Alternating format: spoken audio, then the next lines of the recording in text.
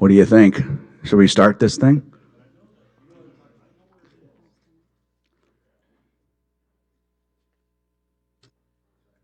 That's okay.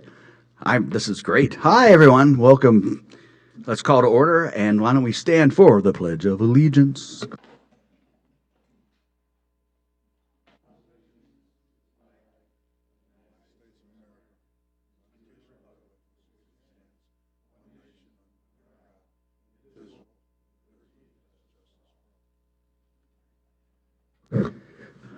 Thank you very much.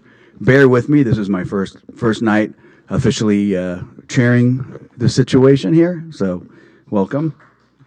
Thank you. Thank you. Thank you. Roll call. Chair Wendell, Here. Vice Chair Spencer, Here. Commissioner Pitchley, Here. Commissioner Lujan, Here. Commissioner Potter. Here. Right. Shall we move to adopt the agenda? Anyone make a motion to? Anyone second? I'll second. All in favor? Aye. It's adopted. All right. Okay, public comment. This portion of the meeting is reserved for persons wishing to address the Recreation Commission on any matter not on the agenda that is within the subject matter jurisdiction of the City Council. The Commission Chair reserves the right to limit the speaker's time to 3 minutes. You are not allowed to make personal attacks on individuals or make comments which are slanderous or which may invade an individual's personal privacy. Do we have any public comment? Come on up to the podium. You said we could talk about anything not on the agenda. We didn't get an agenda, so we don't know what it is. The agendas are in the back, on the table back there. Okay, because we might be talking about something that's on the agenda. Then we'll wait to the point, if it is something that's on the agenda, which are Lions Park phase renovation, the aquatic center, our meeting start time, and then an open forum. So, oh yeah, for sure. So is any of that, anyone want to speak with regards to that that's not on the agenda? I can speak. All right, cool. Come. You know, the Lions Park and Oh yeah, well we'll get to that. That's on the agenda. So yeah, so if it's not on the agenda, then if we have no public comment, then do we have any oral communication? There are no written communications. I'm sorry. No written. Okay, perfect. All right, 4.2. Number 5, discussion topics. Now we will move on to 5.1, Lions Park phase renovation plan development. Mr. Dennis. Thank you, Mr. Tony, and commissioners. Tonight, we're here to discuss the proposed renovation plan and provide feedback regarding Lions Park and softball field turf areas. The purpose for tonight is to receive feedback from commissioners and from the public as well regarding the park and softball fields. This is in alignment with our citywide strategic planning. There's a couple of core components that we really want to be mindful of.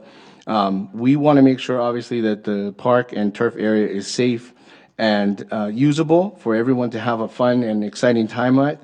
We also want to recognize that we do have some fiscal responsibilities, and this year our revenue has been very flat, and we're projecting another flat revenue year. So what we have and what we have proposed in front of you is kind of a more internal option with some of our staff, which are here tonight, that can speak to some of the steps that we're going to be taking in regards to mitigating some of those things in-house. We also invited a few people from the community to be able to speak to what they would like to see as well. One of the big things that we really definitely want to speak about today is the turf repair and some of the mitigating factors that we're starting to do right now. Actually, as of this morning, when we had a few of our meetings with our staff, we talked specifically about some of the measures and expenses that we need to start moving on in regards to taking care of this with our own staff. I will say this for the larger picture. Are there options for us to be able to use contractors and to utilize other experts in the area? Absolutely, but after taking a few looks at some of the expenses, I think having it in-house and us owning it and us having the staff with the expertise to be able to do it, and our staff will speak to it today, I think it's advantageous of us and the long-term return on investment that we would get with the care and concern that we would pay attention to our turfs. So as far as the staffing, as far as the plan goes, is we want to focus primarily on our turf repair to get started here for the next season as we enter the summer. We do realize that there are some significant issues with our drainage, which we'll continue to do that study, which we have also shared with the public. We're working with REY right now to figure out some of those measures that we need to take. We also received from REY another an irrigation study. The one thing that we did not prepare for that we probably need to go ahead and do, which is hopefully going to be talked about a little bit tonight, is an actual irrigation audit. Now, I don't want to sound flippant when I say this, but if there is a water pressure issue, everyone who's lived in Placerville for a long time, we all know that we have actually really good water pressure. But is it at the source, or is it something that's in the system? Well, we need to dig a little deeper, literally and figuratively, to figure out where are those things and have an actual audit before we start digging up the turf and figuring out some other things are. Reverse engineer it, find out where the source is, figure out what those problems are, and work forward from there. In the meantime, because we do have softball starting here pretty shortly, what we want to be able to do is get started on the turf repair to make sure that it's safe, right? Along those lines, we also realize that there are a lot of different amenities that kind of surround it. And as much of an expert that I like to claim to be, I'm not. So one of the things we are looking at more recently is hiring a park planning consultation to have someone come out, meet with the community members, meet with the neighbors to see what we can do to talk about the synergy of the park amenities, to talk about some of the deferred maintenance that needs to be taking place in regards to those park amenities, and how we can not just plan for our current phase that we're in, but really talk about some long-term sustainable planning. And I think that's where we need to go. This is one of our best parks, if not our best park that we have. It's not just a city park, it's a regional park. We serve thousands of people throughout the entire county. And so we want to make sure that we don't just have a short-term plan or a medium plan. We want to be able to have a long-term plan. And that's kind of part of those pieces. With that said, I'm available for questions if you have them, and I welcome the community to share what their thoughts are as well. Thank you. Go away. Turn on your mic. Microphone. The cost I see runs from $25,000 to $30,000. That's for everything, the turf repair, the drainage enhancement, the consultant, all of that? No, right now it's just the primary pieces, and that's a good point. Right now, we're estimating anywhere from about 25 to 30,000 just to do the field repair in-house. Just the repair. Just the repair pieces. Now, that does not include some of the staffing hours.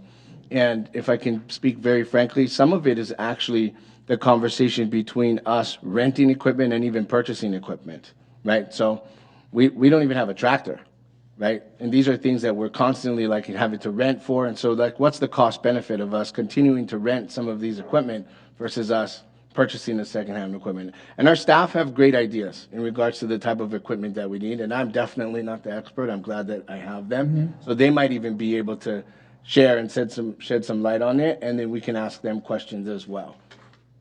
Okay. So, but we don't have any, as far as the audit and repair for irrigation or drainage enhancements, we don't know what that cost is going to be. No. Or the We just know that consultant. we finalized the payments for the actual study itself. Okay, thank you. Yep. Anyone else have any questions up here? Oh, right. So I was wondering, because I believe that there was a previous budget that was approved by City Council for the irrigation system. The cost for the 25 to 30,000, is that part of that budget, or is this coming out of something completely separate? Is this just completely separate repairs? No, this cost would come out of that primary $185,000. Okay.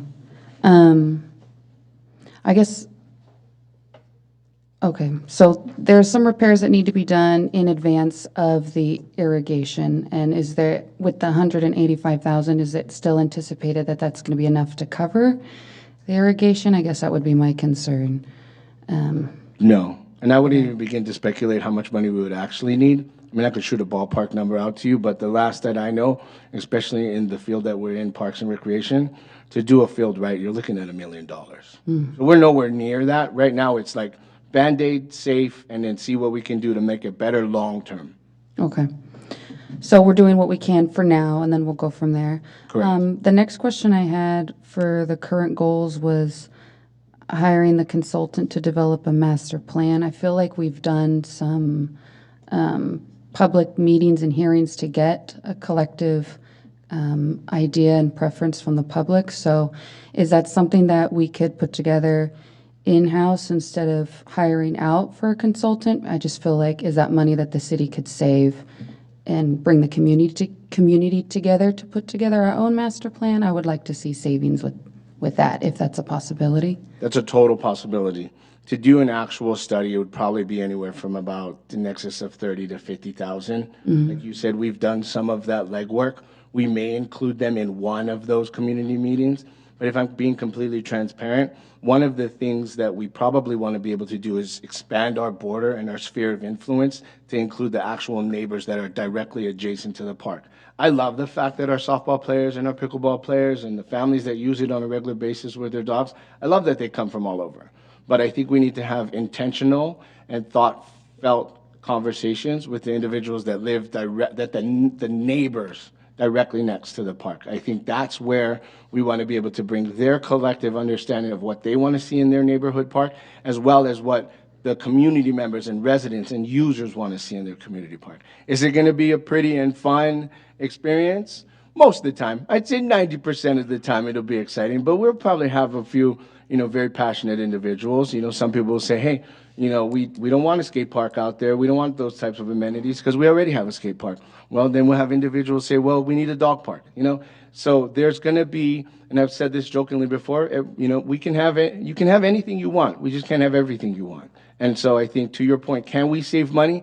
Absolutely. We'll do our best to save money. But I also think that there's some intention and purpose for us to be able to at least have one of those meetings with the consultant that includes the direct residents and neighbors to that park.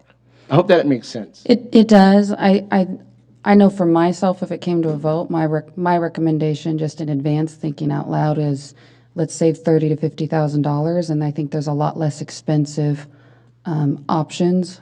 For example, including perhaps a newsletter with community water bills. The water bills are paid to go out monthly anyways, so something like sending a notice like, hey, we're going to have a public meeting regarding this very specific issue in your very specific neighborhood on such and such date and time, because people have to open their water bills. So I think there'd be much less expensive options, and maybe maximizing staffing meetings like when we've done that in the past. I feel like there's opportunities there to perhaps do it collectively, as the public, as the staff and the citizens coming together, in lieu of spending $30,000 to $50,000. That's just my thoughts on that. So I think that's great, and we'll feedback. definitely keep that at the forefront. And I'll tap into the commissioners, I'll tap into residents. I think it'll definitely be an all hands on deck, help us save some of those resources to put them in the right areas. So I definitely agree with that. I Absolutely. second that. Thank you. And with regards to the newsletter, Peak puts out a newsletter that goes into the water bill. So I'll make a note to that maybe we could discuss that as well. Vice Chair Spencer. Yes, I just have one question about the irrigation audit. Have you selected someone to do that? How's that going to happen? Once we determine that's part of our plan, then we'll open up either an informal or formal RFP, depending on how significant the study we believe needs to be. It seems to me, and correct me if I'm wrong, but before any work gets done, that has to happen first. Because if there is a glitch, or if there's something in the distribution of water on the field, putting in new turf, putting in new irrigation system, whatever, seems irrelevant if we can't fix a problem that's innate to the whole problem. In other words, do we have enough water pressure out there to actually water the lawn? Yeah, Is that, we don't know yet. so my thought is first of all, when will that happen? Well, I think that's a good question, and that's kind of why we're here, right? I mean, we need to fix the turf to make it safe because we're literally on the cusp of our starting. We know the irrigation is marginal at best. We know at the source, I think the last time we tested, and staff can correct me if I'm wrong, was right around the mid to high 80s to almost 90, which is kind of what we need. In certain cases, it's not. And so finding those sources, absolutely, if we're trying to troubleshoot and figure it out, yes, irrigation would definitely be. I'm not the expert in regards to irrigation. That's why we have staff here in regards to some of that turf stuff. Right. But I think you're right. We don't want to put the cart before the horse, but unfortunately, the cart is running at the same speed as the horse is. So we need to kind of, figure out how we're going to do that. I know that sounds like a silly analogy, but that's kind of where we're at. Okay, I get it. Yeah. One more question, if you don't mind. So has a time frame been put on any of this at all? I know the turf repairs for the softball season, it makes sense to me. And what Commissioner Spencer said makes sense. But has been a time frame put on any of this at all? Primarily just for the turf repair in regards to the start of the season. So we're looking at perhaps next year this being done? Some of it. It depends on which section and which one we want to focus on first. 2 years. I can let staff attest to Yep. it because they have a better idea of some Okay. of the more granular details. But is there a definitive timeline in regards to a plan? No. Okay, thank you. No. Any other comments from our commissioners? I'll just chime in here, kind of echoing what Commissioner Lujan said, which is I think the master plan is a bit of a reach for an organization that is financially strapped. You said 30 to 50,000, and I know would that be just for this park, or are you talking an overall Parks and Recreation master plan or Parks master plan? A park master plan specifically for this. Okay, all right. So that 30 to 50 probably is more reasonable, but that's also giving you a document and you still haven't done any work.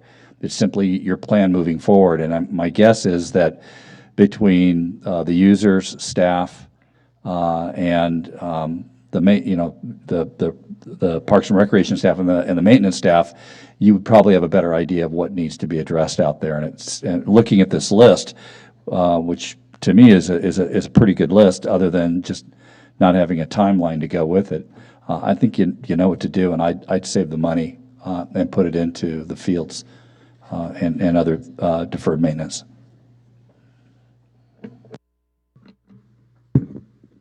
Okay, commissioners, anything else you'd like to say? And before we provide recommendations, we would like to hear from the public. If you don't mind, Commissioner, sorry. Oh, no I worries. should have segued this.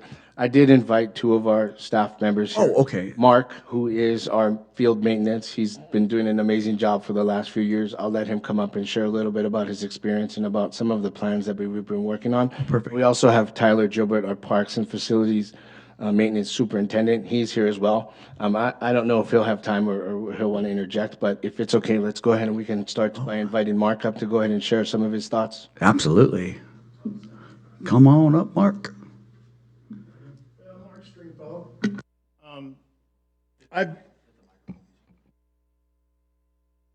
Okay. My name is Mark Stringfellow. I've worked for the high school district since 2008, when I moved from St. George, Utah, which I worked for the city of St. George. Took care of their $7 million field complex there. Had 7 fields there. It was also a site of a lot of the World Senior Games, which some of these players have been at, and they know my fields. I've been doing this work for 30 years. I've done it at a high level, colleges, professional parks. I was offered the job for the River Cats. I took the high school job. But I want to do it for the city because the city has supported me and my mom. I took care of my mom. They kept giving me a job every summer when I was taking care of her, keep me busy. But when she finally passed, I decided I wanted to kind of give to the city a facility that they could be proud of and that these players could be proud of. We are finally getting some of the equipment that I suggested. Many of these lists are things I suggested. The reason we were attacking a turf first is because of the fact is that you have cool season grasses and you want it in the summertime. They go dormant then, so they don't repair themselves. So I'm going to introduce Bermuda. The seed has already been ordered. It's a cool weather Bermuda that's for our same kind of zone. That's the transition zone. This stuff will be incorporated in the field. The grass that's there, it will start growing over the summer. We have the equipment now we're going to be purchasing that is a top dresser that they use for golf courses. Much of the problem out there is because there's uneven places when the fields don't repair themselves. You have bare spots, and when fescue, cool season grass tries to grow, it grows in clumps. So we're going to address that by putting in the Bermuda. We'll fill in quickly. This is also, Commissioner Spencer, will address a lot of this irrigation issue. The seed I'm getting is also drought tolerant. I got it specifically for our facility so that it would be able to take, it would still be hardy even though it didn't get a lot of water. And the irrigation system does need more pressure, but that can be addressed later. And this grass will repair itself quickly, even if we trench and put new pipe in and whatever we do. It will. I plan on doing it every spring to reintroduce more seed and just keep reintroducing it, top dressing, reintroducing it, top dressing, and over time, over the next couple of years, we'll probably have putting greens for outfields. That's my goal. And I had those in St. George, and I plan to leave those here. If you look at Ponderosa, the high school I worked for, at their varsity fields before I left, they were very happy and very sad that I left, so that I retired. So we will have those fields back in order, and we can do it cheaper than throwing money at it like you've been doing. You have somebody now who has experience, and now that someone listening. And I think that you got the people on site that we can do a lot of it ourselves. I can't do it physically myself. I'll need some of the young people to help me out, but I can guide it. I've built fields from the ground up, so I know what I'm doing, and I can address this issue. So if you have any questions. Do you aerate those fields? We're gonna plan on getting an aerator for it, that we'll be doing that every month, Good. and then also top dressing every month. As you know, there's a big gopher problem out there. How are you going to address that? The basic thing that works is introducing a probe, seeding probe, and letting nature take its course. Plus, I understand they're do some bird of prey type thing, which I think is another great idea. Let nature do it. I try not to bring a lot of extra chemicals. You have people and kids going there. You don't need that. We are mating right now with like a gas pellet, and Kobe Pest Control has been doing it for months. So we've noticed a big difference. At one point, they were doing it twice a week to eradicate the gophers. He's dropped it down to once a week at this point. He's going to keep an eye on it. But I've noticed a huge difference. And he's using basically like a CO2 tablet that you find their trails, deposit, and then it eradicates them. So we're working on it and have been for months.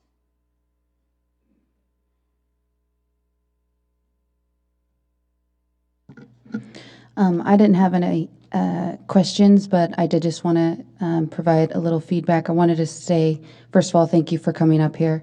And I also wanted to thank Mr. Nishihara on this particular topic. There was a couple things I noticed in your statement, and something that he had said earlier was the goal was to do the field repair in-house. And I know you also mentioned that this option would save a lot of money. And the other thing that I heard you state was you felt like you finally were in a position where you're feeling more heard and you have the opportunity for your ideas to come forward. And it sounds like that is maybe how we got this plan tonight, and of course the plan of doing the in-house repairs. And I'm hoping that this is going to create an opportunity going forward. And it sounds like you're very confident in that plan. And so I'm excited because I've been following this journey and with the adult softball players and some of the other leagues out there. So I'm really grateful that you gave that insight, and I'm excited to see your guys' plans moving forward and the goals for the field. Thank you. I played baseball till I was 35, trying to be a pro, so I know what a field's supposed to play like. So I'm here for the players, mostly, because I think they deserve a good product. These are good guys. I used to umpire them, and I know most of them, so they know me too. So, I don't know, no more questions? Yeah, thanks, Mark. Tyler, do you want to come up? Yeah, come on, Don. Can I address just the equipment portion that Michael Potter brought up? Yeah. Some of that cost, the 25 to 30,000, will include some equipment. An aerator, a top dresser, and a dethatcher. So that will be included in that 25 to 30,000. Yeah, and we've got nothing right now, and I think Dennis said, we don't even have a tractor. We haven't had a tractor since I started 15 years ago. So it's very, very tough to take care of a field without a tractor. I think the city over time has probably bought 3 very nice John Deeres just with the rentals that we've been renting tractors. So it'd be super nice to get our own equipment. Question, May, have we gone out to the community asking those individuals that do have tractors to use if they're willing to sell those that aren't in? Recently, we kind of started looking at some used ones online, just because that's more in our budget and price range. Yeah, yeah. I don't think we've gone to the public ever, put something in a newsletter or anything. I don't think we've tried that approach. Okay, thank Might you. be something to look into, though. Yeah, You never know. There could be somebody sitting on one that they're not using anymore, or they don't need it. I agree. Yeah. The other problem out there is storage. We have a huge storage issue. We don't have a big area for equipment to store. You go to a lot of these parks in Elk Grove and Roseville, and they've got these huge warehouses where they pull their equipment in, they store everything, they've got nice shops. We just don't have the area. I'm not saying we wouldn't take it, because we could always haul it back to the yard and store it on a regular basis. But yeah, the equipment thing's been an issue here for years. But some of the smaller stuff we should be able to afford with the 25 to 30,000. Yeah. Awesome. I just have one question. Yeah. What size tractor are we talking? There's your expert. What are you thinking? I think we wrote it. About a 40 horse, Yeah. which is a smaller, you're probably looking at about a $16,000 tractor. Oh, it's not bad. We're probably going to rent one for a month rental so we can do this small renovation and make the outfield safe.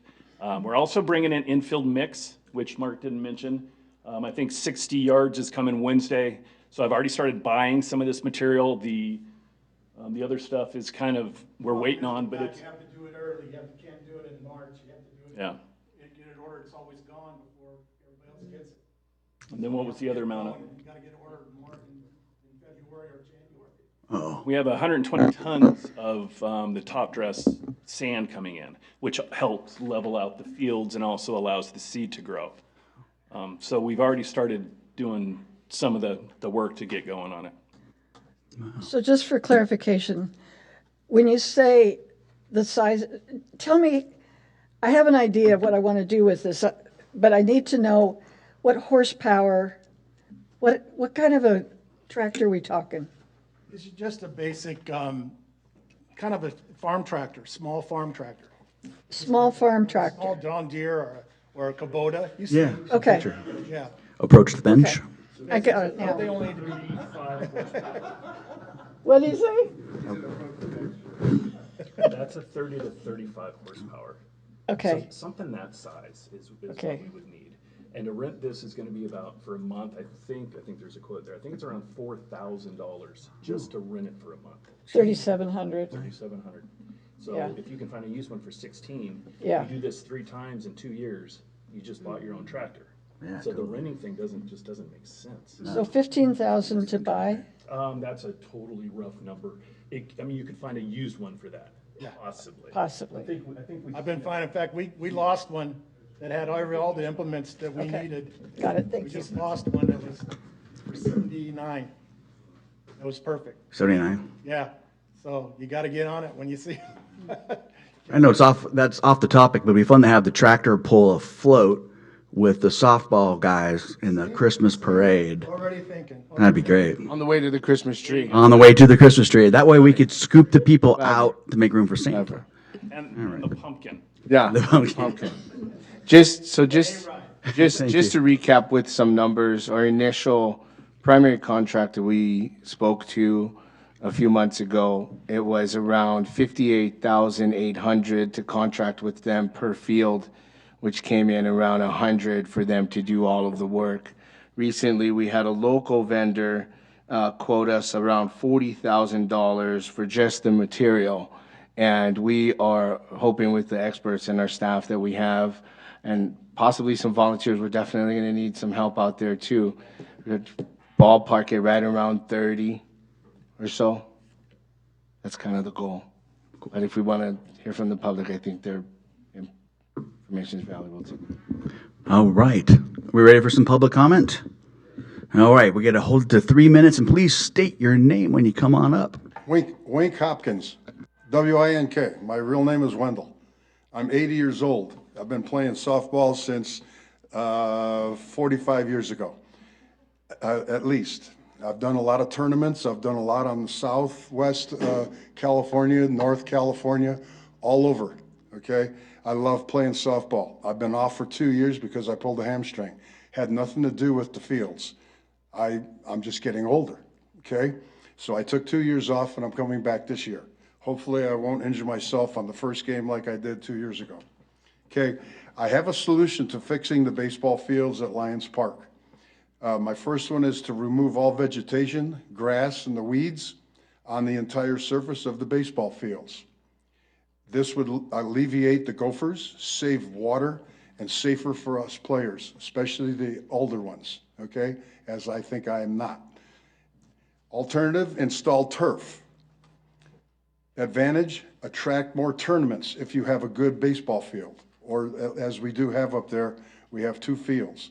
If everything were to be brought up to par with some of the other places that I've played with, and of course, yes, the budget is there, but my main thing is the safety of myself and the other ball players.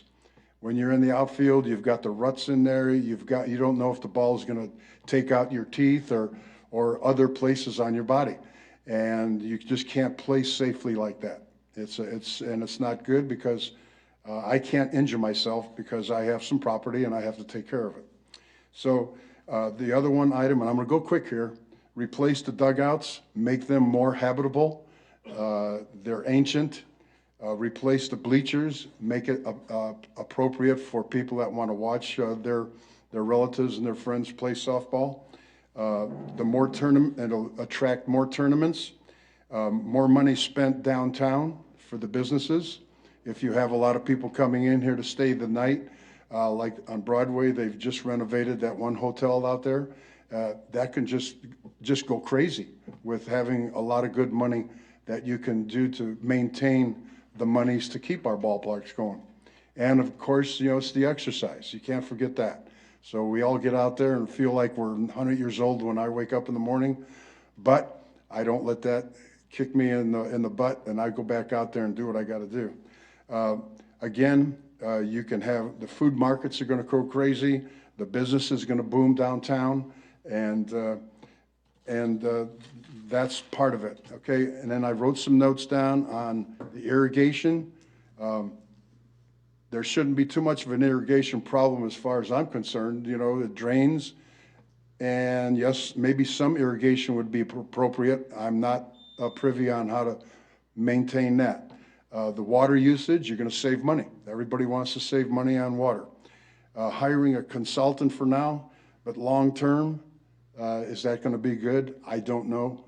Sometimes that could be a money thing that takes away a lot of money that can be used on other items. Neighbors to be involved, I never thought about that item, which you guys brought up. And the estimate to repair 25 to 30, but then just like you just said, that could be included on maintenance or equipment to maintain it. Wink, we have to keep it at three. I'm okay with extending it by another minute if you guys are okay with that. You okay? Yeah, I'm We've got okay. maybe one more minute, I'll go. Yeah, that's fine. Thank you. Welcome. I'm sorry for taking so long. That's okay. Okay. The new organizer, I tried my best the last couple of years, and I went next door, so forth, so on, and I was kind of kicked in the butt from all the other players because I've only been up here for 8 years now. So here I do, new guy shows up and starts saying, hey, we need to do something with the fields. But nobody wanted to get involved. But I tried to get involved. I'm not trying to say I'm the best guy in the world, I'm not. Okay, estimate the cost of drainage, I think you said, what, $1 million, you know, to make it good. Let's see, aerating, that's a good idea. Again, the gophers, I gotta say, I got the gophers at my house too, they're a pain. Do we have the time frame for next year? Hopefully we do. If we start it, like I think Mark was saying, if we start it later this year? No, you have to start like right now? Okay. Yeah. Well, I don't know where our baseball is gonna be then if you're gonna start that. I think we got to wrap it up, bud. Yeah. That's all I've got.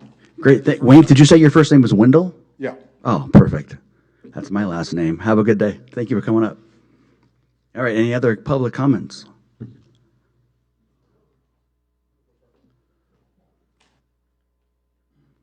Please state your name, and we'll try to keep it at 3 minutes if possible. Yeah, I'll try to keep it going. Craig Lorenzi, been playing out in Lions Park for a number of years. About a year or so, a little over a year ago, we started the Placerville Softball Committee. On that committee, we've just been kind of on the side and on recent meetings and talking on recent events with Dennis and Matt. We've decided to become a nonprofit organization. Talked with the Lions Club, the 2030 Club, who else is in there? A few of the clubs, and even the tournaments around the area. A lot of them wanted to kind of funnel money in to the parks and want an idea of how to do that. So with that moving forward, we can become a nonprofit organization. The idea of that is we want to help out with the fields and getting money into the park as long as it's going right to the park. Our goal is mostly going to be towards the fields, but there's also, we know there's the playground, the lights and everything else that's going to be needed help out. So we'll be kind of asking the committee to be open with us, let us know what you guys need, and where we can help out and where we can actually funnel some of that money to when needed. As far as, I know we mentioned the turf fields. I know that's been thrown out there a lot. I know turf is very expensive. The only area I know around here is Mather Field that has them. I'm not a fan of turf at all because a number of reasons. One, you have a really high staph infection rate. So if you get any injuries or anything on there, like turf burns, which I got a couple weeks ago, the staph rate infection goes really, really high with those. Also, the cost of it being really expensive, and then also during the summer times, it brings in a lot of heat, and the heat stays there. I know going just out on the soccer fields, or the football field out in El Dorado Hills, or El Dorado High, during soccer tournaments, you know, we had a lot of my junior guys just passing out because it was so hot. So, I don't know, that could sway one way or the other, but I'm just kind of an opponent against it. Outside of that, that's all I have. Thank you very much. Any other public comment? Here we go. Hello. Hi, everyone. Hi. Mickey Killian. And yeah, there are some comments that I have as far as the study and question, I guess.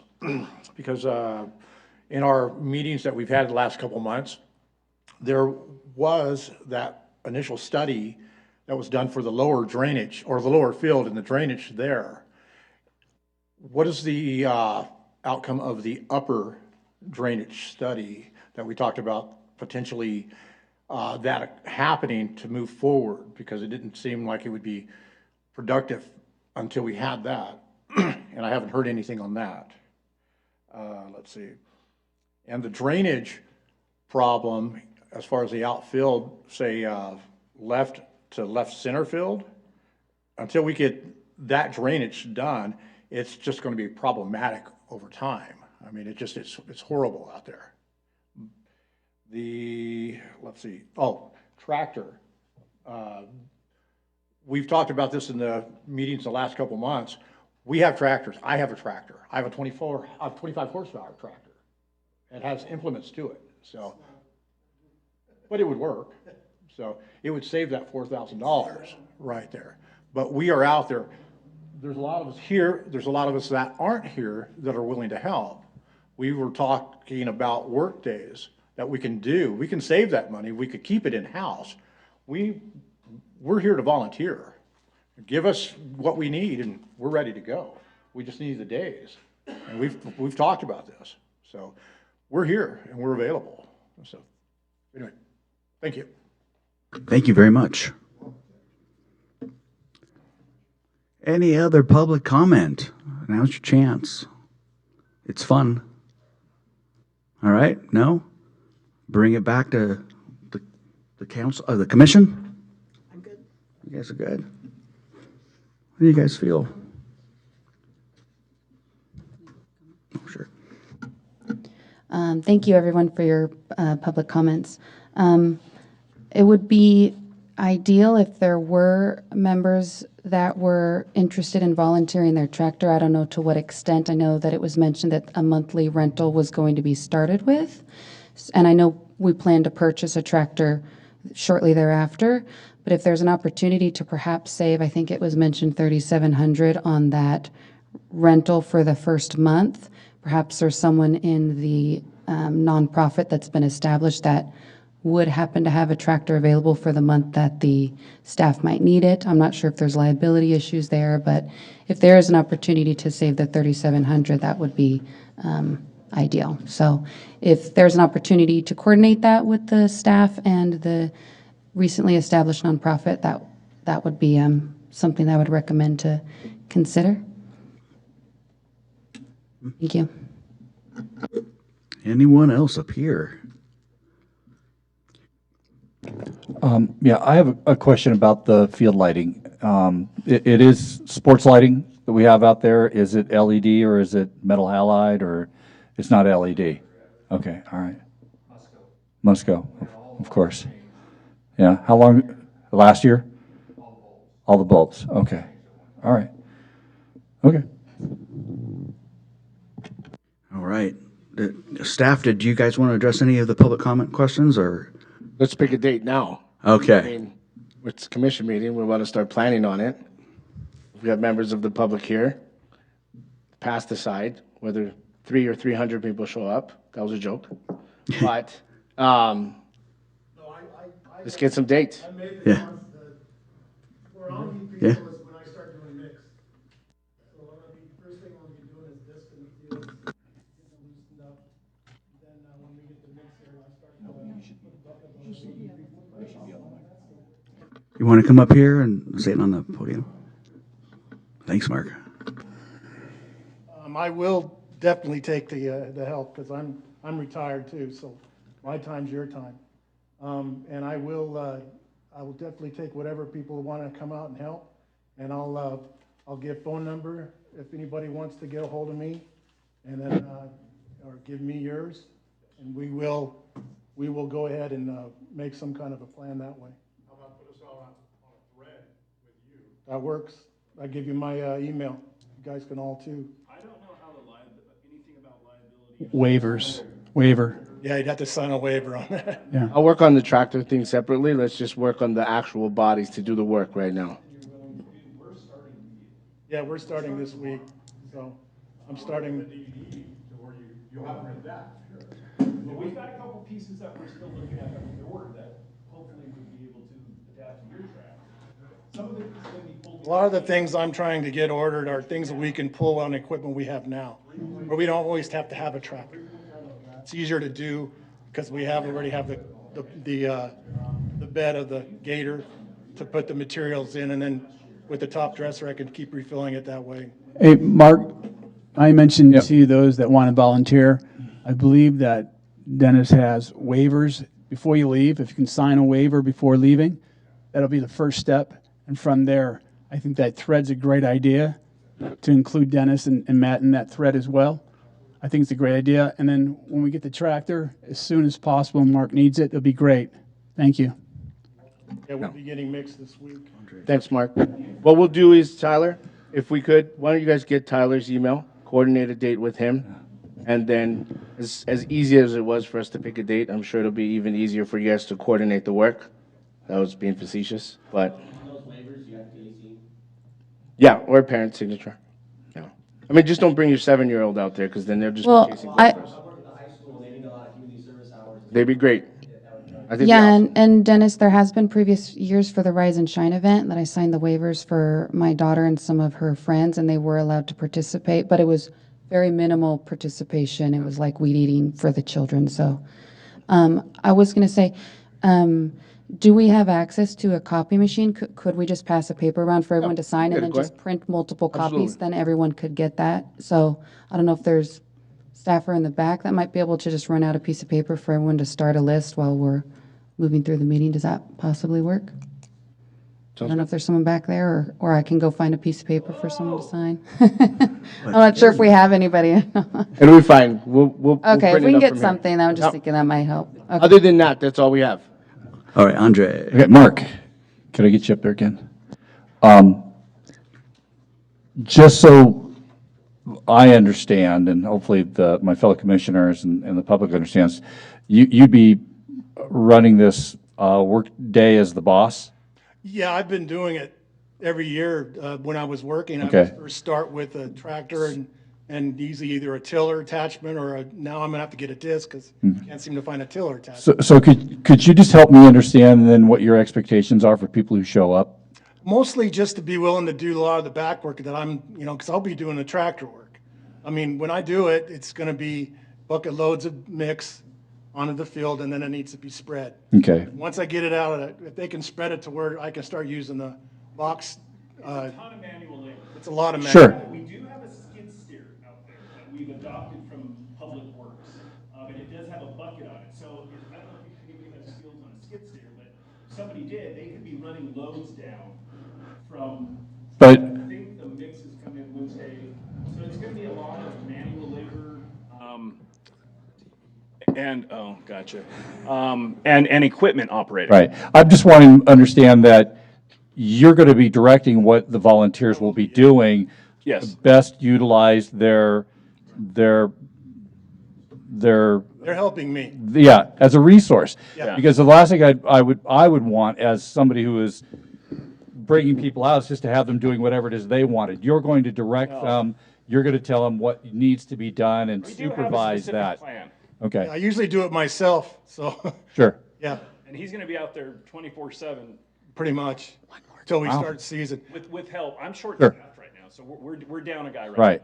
So we're running really. I'm gonna do as much as I I can. think as long as we and the folks that come out understand that the goal is to do as much as you can with the available resources and manpower, that's why you would be the ones directing traffic Yeah, out well, there they to want make to it start happen. the 11th of May season. We Okay. may have to push that out a week, I'm not sure, but Sure. I'm keeping And, that in mind. and the season starts, May, 11th of May. it does start on May 11th. Okay. Never mind. If we have to push it out a week, that's a possibility. Well, there's time, but yeah, you got to get started, so. Yeah, we're gonna yeah. get started. I mean, Okay. I couldn't start putting the seed down until a week from now anyway. Sure. Because it has to have an overnight temperature of Yeah. 65 or Okay. 63 or so. Oh, and you're going to get some rain coming up here maybe, so. Don't even need it. I've been- Don't want any more rain. All right, thanks, Mark. Okay. All right. If the commissioners don't have any other comments or recommendations, I think we can close this and move on to 5.2. Thank you guys so much for everything. And this is rad. We're gonna do some great things, it looks like. Thank you. All right, 5.2, Placerville Aquatic Center Operational Review.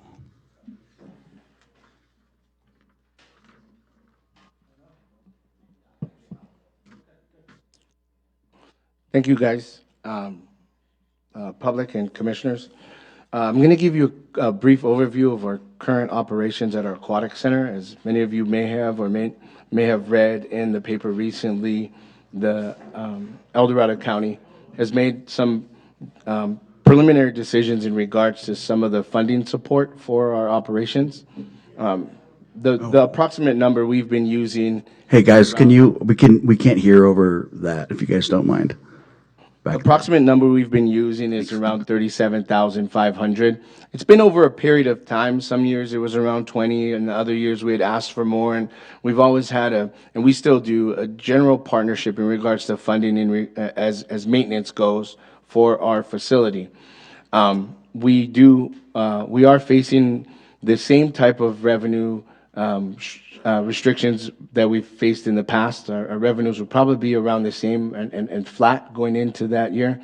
I want to say a lot of different information, so if I repeat myself, I apologize.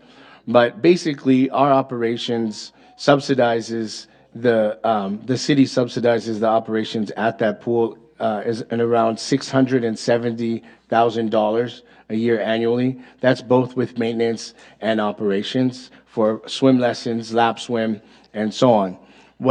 The presentation I'm going to go over with everyone tonight is really around the granular data, so you get a better understanding of the kind of numbers that we're talking about and the type of impact that we have.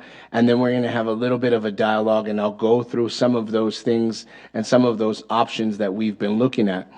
I will say this: an aquatic center, and for those who have been in the field for a very, very long time, does not make enough revenue to offset its expenditures. We will always be in the red, right? The joke that I was thinking about that I would tell is like owning a boat, right? Break out another 1,000. Like that's kind of where we're at. Whether you're heating your pool, whether you're putting chemicals in the pool, or whether you're putting a lifeguard at the pool. More recently in years when I used to run a swim team. Before, you never needed a lifeguard at swim practice. And then within the last, 5-10 years, now you need a lifeguard while you're doing swim lessons, while you're doing a swim team. Well, they're competitive swimmers, and so there's these nuances over the last few years that have really not just gone into operating the pool, but then you also add in the deferred maintenance of how long the pool's been there. It's been there approximately 20 years, so pumps are going, and different, we have different things in regards to the plaster that's happening. So all of these things being said, for me to try to simplify it as best as possible, I'm going to just go through some of the numbers in regards to who's using the pool and how much we're actually spending. So what we do, typically the season will run from around Memorial Day to Labor Day. This year it just so happens to fall specifically on Labor Day. We're going to run from June 2nd to Monday, September 1st. We run Sunday through Monday, so it's approximately 13 weeks, so around 92 days. 13 weekends, 25 days, 13 Saturdays, and 12 Sundays, for a total of 67 weekdays, 92 total. So that's really what we're looking at, 13 total weeks. Here are some of our prices that we currently charge. We charge $39 for swim lessons, and that's for one swim lesson Monday through Thursday. Our private lessons, which is pretty standard in the industry, $110. Our lap swim for a season pass is $120 and $90 for our seniors. $45 for a monthly pass and $35 for seniors, and $7 for drop-in and $5 for seniors. Our public swim is under 1 is free, 1 to 3 years old is $4, 4 to 54 years old is $6, and 55 plus is $4. And you have the option for a $40 season pass. Yes. Just on a note for the lap swim, the reason that the seniors get the discount is because the Marshall Foundation for Community Health donates approximately, I think, $3,400 this year. So if we didn't have that donation, it would probably just be one price. 100%. That's actually a great point. And for our activity pool, for those of you who understand, standing and watching one child swim while you're in the heat on the deck is very interesting if you have another younger child with you who's not in the pool as well. So one of the great things that I noticed that we do here, I haven't experienced the summer, but I can imagine it, but we also open the activity pool for the younger ones to enjoy being in the water as well while their sibling is doing swim lessons, which is pretty amazing. I mean, that's pretty awesome. Who we serve. 9 weeks of actual swim lessons. This is all last year's numbers, just to be clear on where we're at. Last summer's numbers. 60 lap swim passes, 331 public swim passes, 343 swim lessons, 421 activity pool participants, 379 lap swimmers, and an average total of 540 average weekly attendance, and 5,331 drop-in public swimmers. Now, the drop-in public swimmers are the people who are there at the point of sale. They're coming every day. They're just paying that entrance fee on a regular basis. What we spend. Operations expenses are around $465,000. Maintenance expenses around $208,000 for a total of $674,630 annually that we spend to operate the pool. In 2024, we budgeted $222,000 for our revenue. And this year, and the upcoming year in 25 and 26, because of the projected funding that's not going to be coming to us, we're probably looking at around $185,000. So if you're wondering if we subsidize the pool, the answer is yes. So what's the temp? What do we really spend the money on? That's what people are asking. Where can we trim the fat, right? Where can we be more efficient with our cost, and where can we be more efficient with our operations? So just some basic numbers, and this is one of our primary contractors that we use is National Aquatics. They come out and they've helped us with numerous things, from helping us get the materials for the stairs, even though our staff did it internally, changing and doing pumps, heaters, those kinds of things. So I went as far back as I could. And some of the basic repairs are listed there at the bottom, but I'm going to go through some of the pool chemicals and the propane totals, just so we have a better understanding of what we're actually spending the money on. For our pool chemicals, you can see there in 2024 is around $58,466. That's just to put the chemicals in the pool. That's it, right? If we look at the propane, right around 2024, $21,345, right? Now, you're probably wondering, why do we have money spent in 2025 if we haven't even spent the money in 2025? Our summer season overlaps, right? So we have May and June where people are gearing up, but we also are spending money in July and August. So it's kind of like this unique kind of fiscal overlap right in the middle of our swim season. It can confuse people, so we're trying to give you bulk numbers to kind of understand it.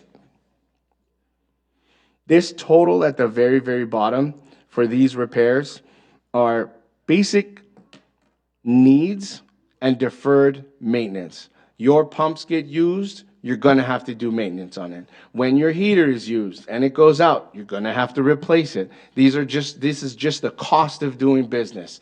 Are there other ways that we could probably trim the fat? Sure, but we're going to have little babies in the pool with blue lips, and it's going to be really, really cold, and our seniors aren't going to want to do jazzercise in the water because we keep the water at 81 degrees. Does that make sense? Okay. Just during the season. Just during the season. So here's our plan. I gave you all of that to kind of frame what the conversation is, and I want to be very, very specific about what we're doing or hoping to accomplish this year and what we can accomplish this year, and some of the things we want to look at when we're talking about our budget for next year. Remembering that our revenue is flat, that we want to be able to keep our core essential services. We do not want to stop offering swim lessons. We do not want to stop our essential services. We want to do our best to keep our core services.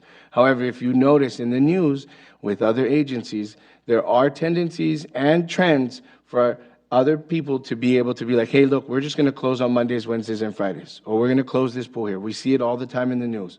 What we want to do for our community members is we want to be conscientious and understanding about, okay, how can we be fiscally responsible, understanding that, yes, there's going to be some subsidy that the city's going to have to basically invest.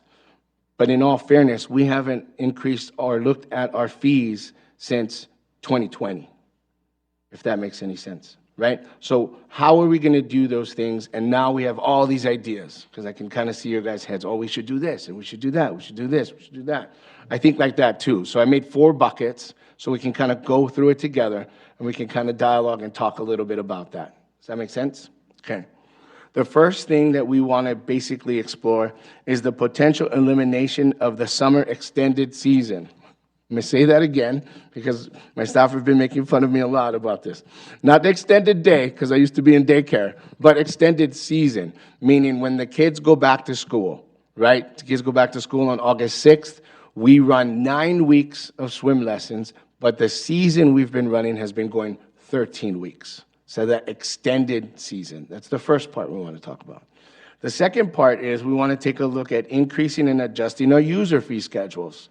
I think it's amazing, and thank you, Matt, for bringing it up, that Marshall, I think this year was around that, $3,400 to $3,600, to help us with some of those maintenance and operation costs, to be able to offer our seniors value, right, to what they want to participate in.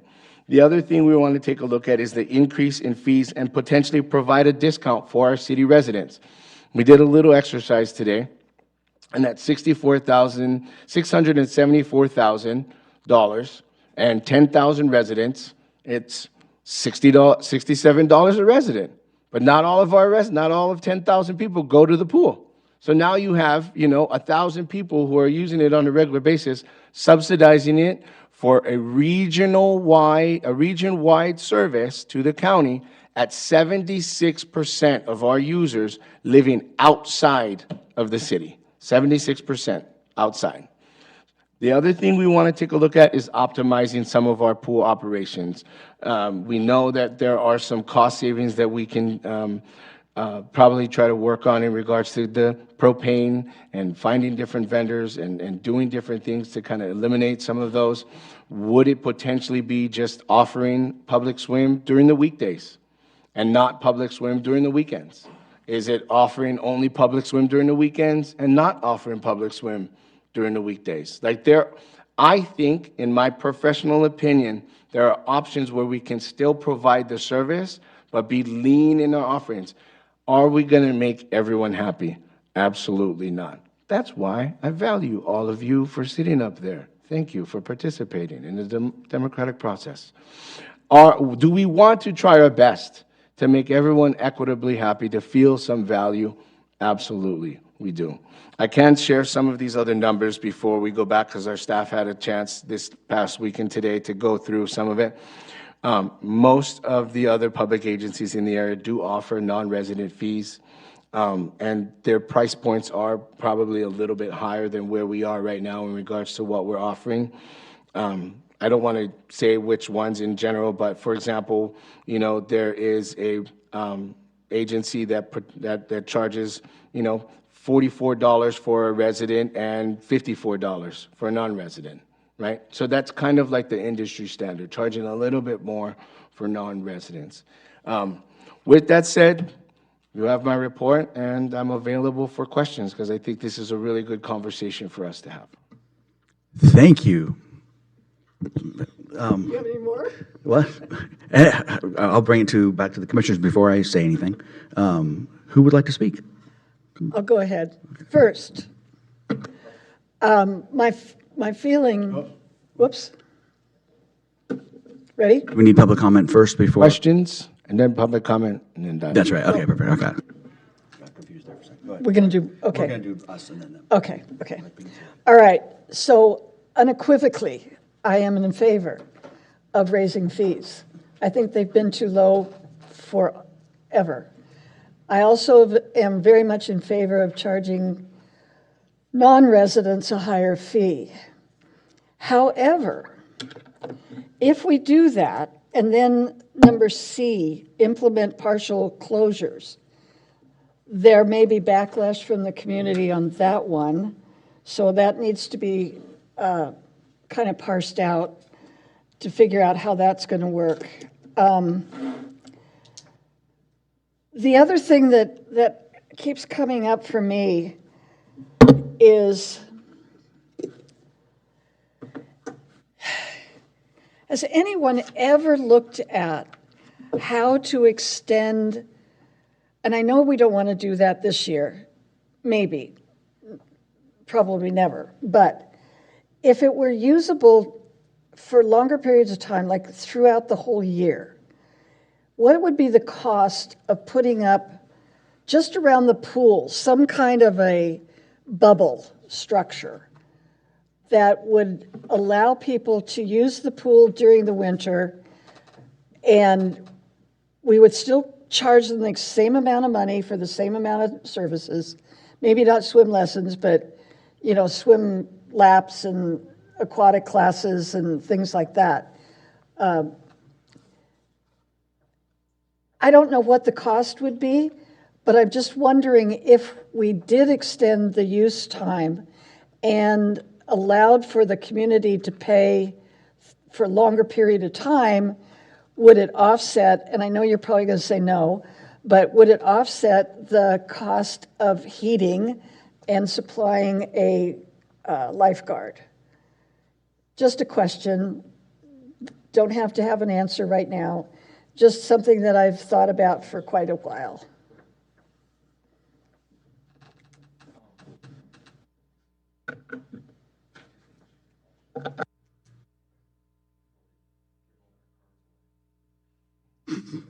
Staff's recommending to hear from the public before I answer. I love your recommendation. Well, I think you guys are, right now, you want to ask questions, but don't give away your thoughts until we hear from the public, and then. Oh, okay, all right. This guy, that's why we keep him around. That's all right. Hey, public, Smart guy. would you guys like to come up here and have a comment with us? Come on up to the podium, state your name. You've got 3 minutes, maybe more. Hi, my name's Katrina Hyatt. I'm actually a resident of Pollock Pines, but I stayed for the presentation because I'm going to be working at the pool this summer on the weekends. And so I'm interested to hear what the plans are. And I also did speak up at the county meeting to try and encourage them to provide funding, because I know there are a lot of people in Pollock Pines that appreciate all the services that the city provides. And so I'm really hopeful that you guys will continue the pool being open and available to everyone, even if we have to pay a little bit more. That's all. Thank you. Anyone else? No? Okay. Bring it back to the commission. Forgive me, this is my first time. I'm a little rusty. Dennis, how much of an increase are you recommending, or would you recommend for city residents if you were to increase fees? For this fiscal year or next fiscal year? I'll let you tell me. I think for this fiscal year, I think we should stay status quo. Okay, so for next year, I think we should double the fee. double the fee for city residents. Okay, Double the fee for anyone. for anyone. If you were to separate and have city resident fee, because you mentioned, I like the way you phrased it. You said a discount for city residents. So you double the fee, and then if you're a city resident, you would pay less? You'd pay half that double. So if pay it's half at that 4 double. now, it would be 8, and then residents would pay 6. Okay, Kind of so, what I was looking at. Like if I look, sorry to interrupt, Andre. that's okay. When I'm looking at, no offense, I was looking at the seniors, and then I'm looking at the price of eggs, and then I'm looking at the $6 that's in the middle, right? So from 4 years old to 54 years old, I'd say I would go double. So I would say $12 entrance fee daily for non-residents, and anywhere from 8 to 10 for residents. Right. And so personally, I think there's a story to be told there, which is we have the only pool for how many miles? I'm only familiar with Cameron Park having a pool, a public pool. Folsom, so that's even further away. El Dorado Hill, okay, so Cameron Park, El Dorado Hills, you get down into Folsom, South Lake Tahoe, this is still in the county, but it's a drive to get anywhere for a public pool. If you don't have one in your backyard, or you're not part of an HOA that has one as part of, if, I don't even know if that's even around here, this is the only pool that people can access. And you're probably drawing from, have you done a study to find out how far away your users are coming from? I mean, you mentioned Pollock Pines here, so I would imagine does it go much further than that? If you were to drop a pin in the pool? Personally, I don't think I would be able to answer that quickly off the top, but have we done a study? We've done non-resident studies to determine that 76% of our users are I non-city think we've done a geographical. So- But, I mean, we essentially cater to this whole western slope of El Dorado County. Right. Basically, I would say Cameron Park, this side of Cameron Park, because Cameron Park also does have a pool. Right. Pollock Pines, I mean, Swansboro, some of the Mountain Creek area. So, I mean, it's a large area. Right. But the nearest pool is probably Cameron Park? The Nearest pool to public us is Cameron Park. Yeah, so that's a large area to draw from, and I think that if people aren't going to go down to Cameron Park and they're going to come here, they're probably going to be willing to pay the fee. And I think that's the story. We're one of the only pools in the area. It's a high-quality facility. It's got some amenities that are attractive to families, as well as, you know, the lanes for lap swimmers. So I think there's some justification in charging a fee that allows the city not to have to be running in the red on this. And, you know, like you said before, cities and special districts that have pools already go into it knowing it's not going to be 100% self-supporting. So, you know, charging that fee and then telling people, sharing that story about why the fee is the way it is, and that they're going to be receiving good services or high-quality services and a great facility, I think is one way of justifying why you're doing the fee increase. I love the idea of a geo study. I think staff and I have been toying with some ideas in regards to how to really try to start to track some of that data, because a lot of the data we have are not necessarily point of sale. We can give you numbers of how many people are using point of sale at the facility, but most of the hard numbers that we have are individuals that come into the office and then they're registering online and they're saying, hey, these are what we're doing. And so could there be a margin of error in regards to, okay, 3 to 5%, which would be normal, on how many we are within that 70? It's still a significant amount of people that are outside the city. And I will say this, I don't want to be the bad guy as the new guy. All of a sudden he's coming in and he's, you know, doubling fees.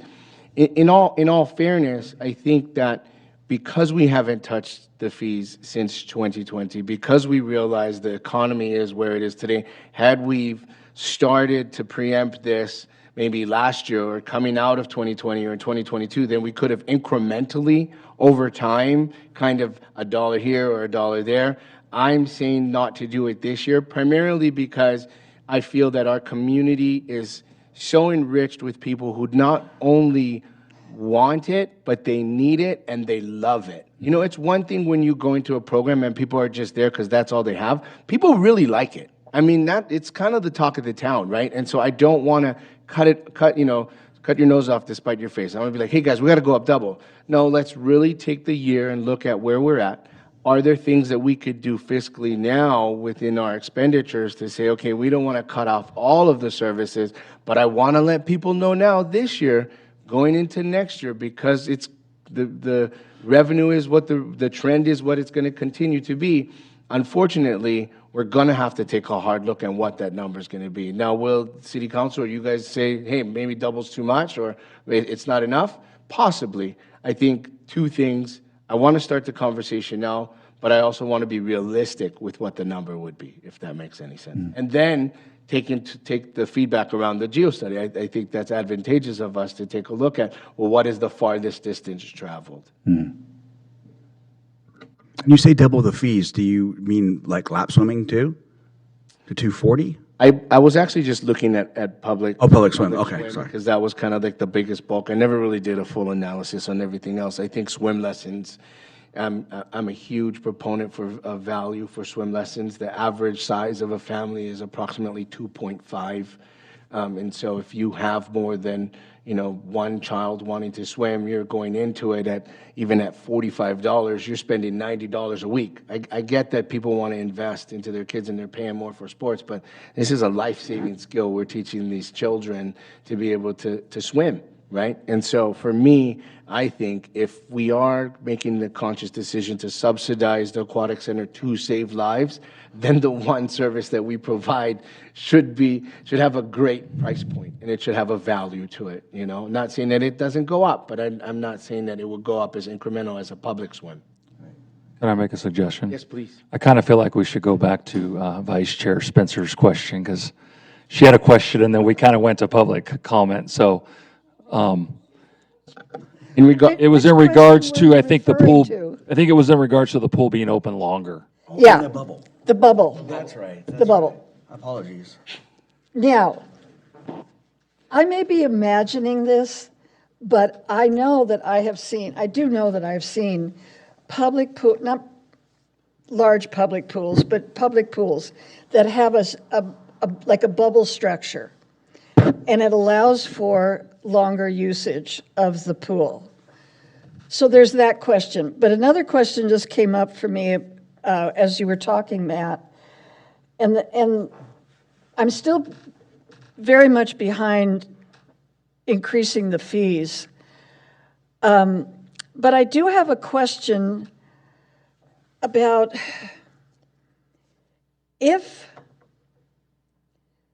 okay, so this goes back probably to Matt's chart on projected costs. Your projected cost for the chemicals, oh, okay, yeah, sorry. is that something that has actual, you know what it's going to cost? Because with everything going up, I'm not sure that we want to trust that that's going to be an actual fee. The 2024 $58,466 is actual cost. Okay, so what's it going to be this year? I would have to look back and figure out what we budgeted for. Because I'm suspecting that we don't make the fertilizers here in this country. Fertilizers, I mean chemicals, to put in the It's pool. probably going to be that or more. Yeah, I mean, it'll be if we assume we have the same schedule and. Okay.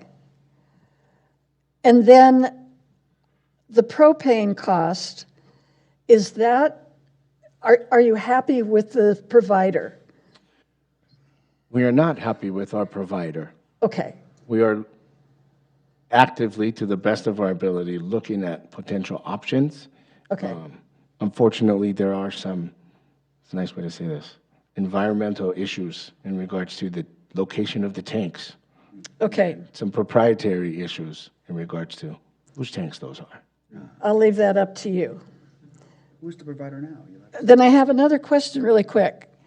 Have you ever done a study, or do we know what it would cost to get a solar blanket to put on the pool at night? No, I've never done a study in regards to a solar blanket. They absolutely retain the heat. Absolutely. It is an upfront cost, but it might help cut down the heat that you need during the day.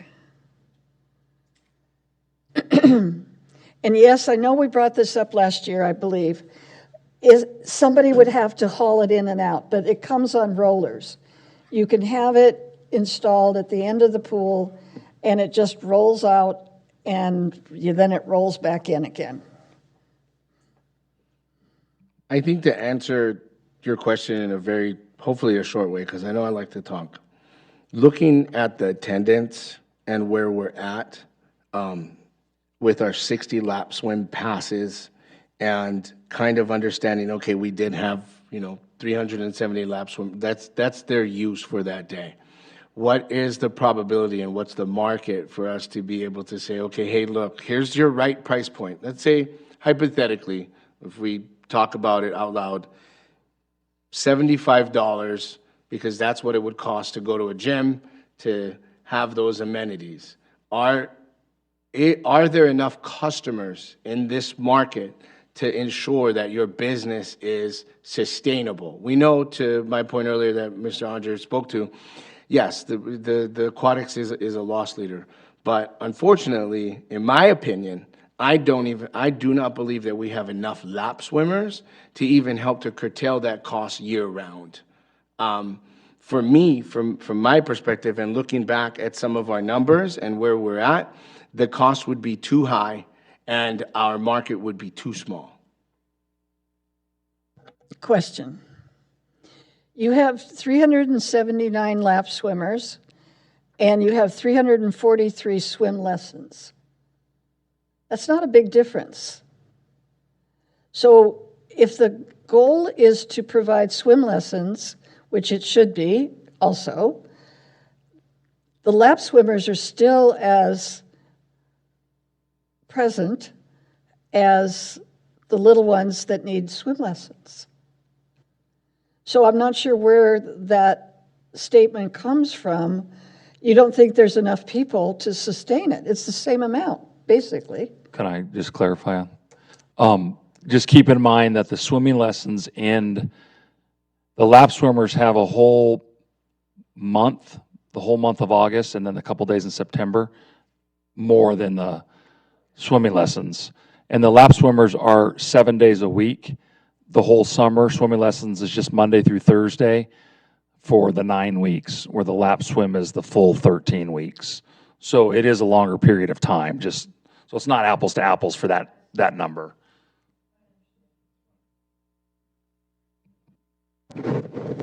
Is there a wait list for swim lessons? Do you ever have to turn people away?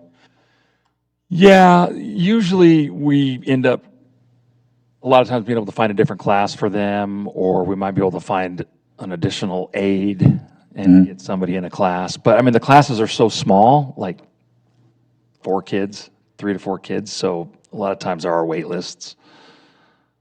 And that's so you limit it to 4 kids per instructor? Yeah. Okay, Yeah. all right. $85 a month for In Shape, which is the closest pool, right, for the gym. So that would be a private thing. So it is a value as well. To your point, you also get pickleball, you get a gym, you get weights, Yeah. Right. you get towels. I think this one is like one of the only in-ships that gives you a towel. They used Yeah, to it give you does. towels everywhere, but now this is the only place that gives you towels. You get hydro massage. Not that I'm a member there. I mean, I pay them my money. I don't go. So what's the cost benefit and where's the value at, right? If yes to Mr. Pitchley's point around, we are the only game in town, so to say, for aquatics during that season. But our market increases during the summer. So we're hitting that season, we're hitting that mark in regards to where we're going to get the most population and where our market is. As they go back to school and our market shrinks, then the price goes up. It's just, I do not believe it would be sound business for us to operate the pool year-round. So I wanted to kind of target it. Is it okay if I interject? Can you go back to the budget where it had the 670 total? Yeah. Okay, so my question for the operation expense, the 465.7, is that mostly staff and the instructors teaching the lessons? Okay, so then I was just going to give my feedback based on the list, the target list that you had. So modify hours of operation, I do agree with that. If there's opportunity, I know you mentioned trying to avoid cut during the weekday. I would, if the attendance isn't high, and again, without knowing the exact attendance, for example, like Monday, Tuesday, Wednesday, if those are like really low numbers, I would state maybe we should consider closing those days to save on the operational costs, especially since staffing numbers are so high. So my recommendation is definitely modifying hours of operation. So maybe in lieu, let's say, for example, we needed to close Monday, Tuesday, Wednesday, perhaps we had longer swim hours to compensate somewhat, longer hours perhaps on a Friday or Saturday, if those are the 2 days with higher attendance. I don't know if we have, you'd have to tell me what we're looking at here, or just These tell me are which some of dates. those attendance numbers. I'll try to make it bigger, but it's kind of harder to see. That's okay, even if you can just give us rough. Yeah, so like if you see let's look at week 2, June 10th. You have 19 swim passes, 12 drop-ins, 42 swim pass usage, and then 570 was our point of sale. I know it's really Drop-ins. hard to see. This 570, those are just drop-ins. Yeah, for the week. Yeah, for the week, and then Okay. the 34 swim lessons. You can kind of see the lap swim back here, right? It's kind of picking up. To Matt's point, 13 weeks versus the 9 weeks. Here's your 9-week summer. Here's the end of your 9-week summer right here. I'm sorry, I gotta come down one more.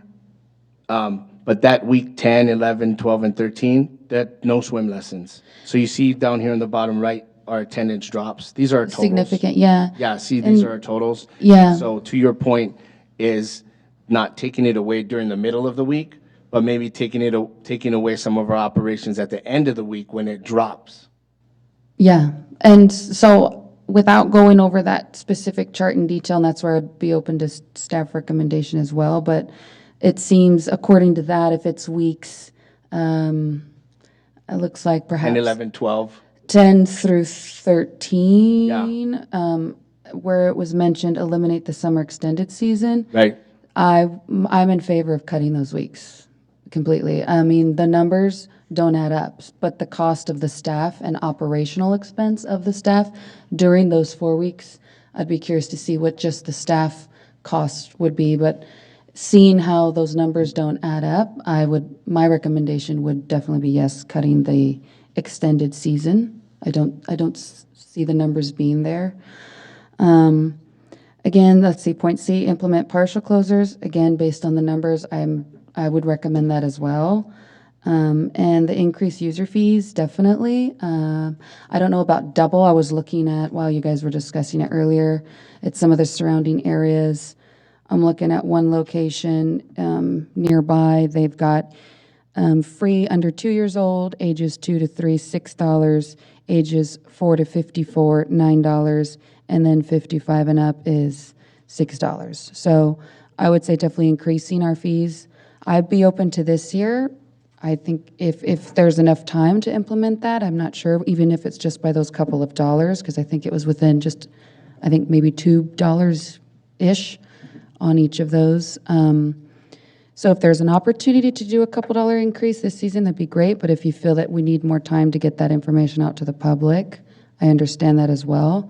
Go ahead. I was just saying, unfortunately, in order to increase fees, when it's approved at council, it can't be increased for 60 days. So Okay. So kind of have that going for us. So, I mean, if we didn't go be until hard to May catch 1st, it, yeah. we wouldn't be able to increase fees until July 1st, which is a possibility, but then it's the middle of the season and then Right. So for consistency, it sounds like maybe that's a next year goal. But if we're able to make these other operational adjustments now, like the modifying the hours, eliminating the extended season, and implementing the partial closures, I'm definitely in favor for all of those based on that bullet point recommendation.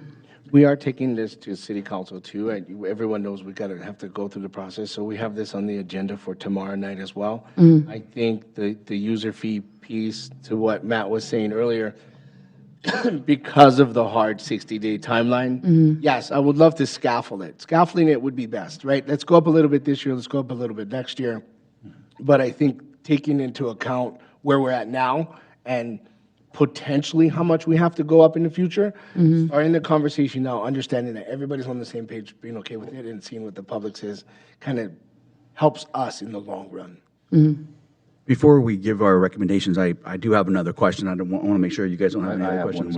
when you're ready. Okay. You just mentioned one thing. You said point of sale, which then I was like, oh, do you guys use a point of sale there? Like an actual, do we subscribe to a Square or? no, our we use a registration software called ActiveNet, and it has point of sale and everything built into it. So Oh, okay. All right. it does all of our stuff. Is it expensive?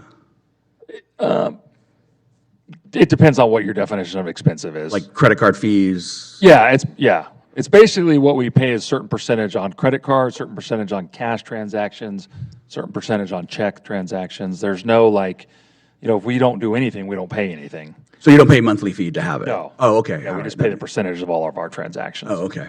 So it's not a huge cost that might need to be looked at, like, as far as like getting a different system to make it cheaper? No, and we just went to this system, I think in 2018, 19.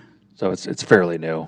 If I'm being completely frank, there's like 2 systems in the whole world that I know of. And then an ActiveNet that we currently use right now purchased Class, and I've known Class for a long time. I can see Andre wanting to laugh at me because Class was the main one that everyone used, and then when ActiveNet purchased it, there's other rec software that's out there, but this is So it's a rec-specific software. It's not a point of sale Rec-specific at a snack software. bar, blah, blah, blah, blah. Okay, that was the only thing I'm curious. I'm all new to this. All right. And it works, we have a gift shop at Goldbug Park, and it works for that. And so Oh, perfect. It's robust, but it's antiquated, so. Meh? Okay, so are there any planned closures, like 4th of July, open on 4th of July? Okay. And then, is there have you noticed if there's a drop-off in attendance on days where the temperature's really cool, it's overcast, a bit of a breeze, and is that something where you might consider closing the pool early? Or do you just stick with it?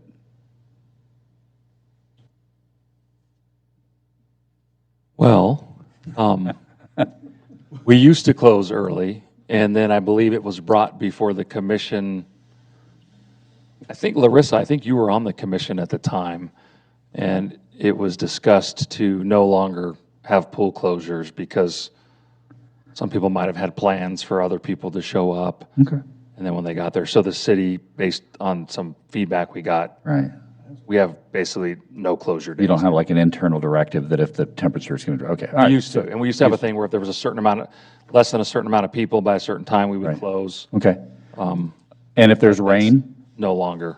during the, Only there's lightning. only if there's lightning, okay. And then the other thing, and I guess I haven't noticed it, the obstacle course that you have, really popular?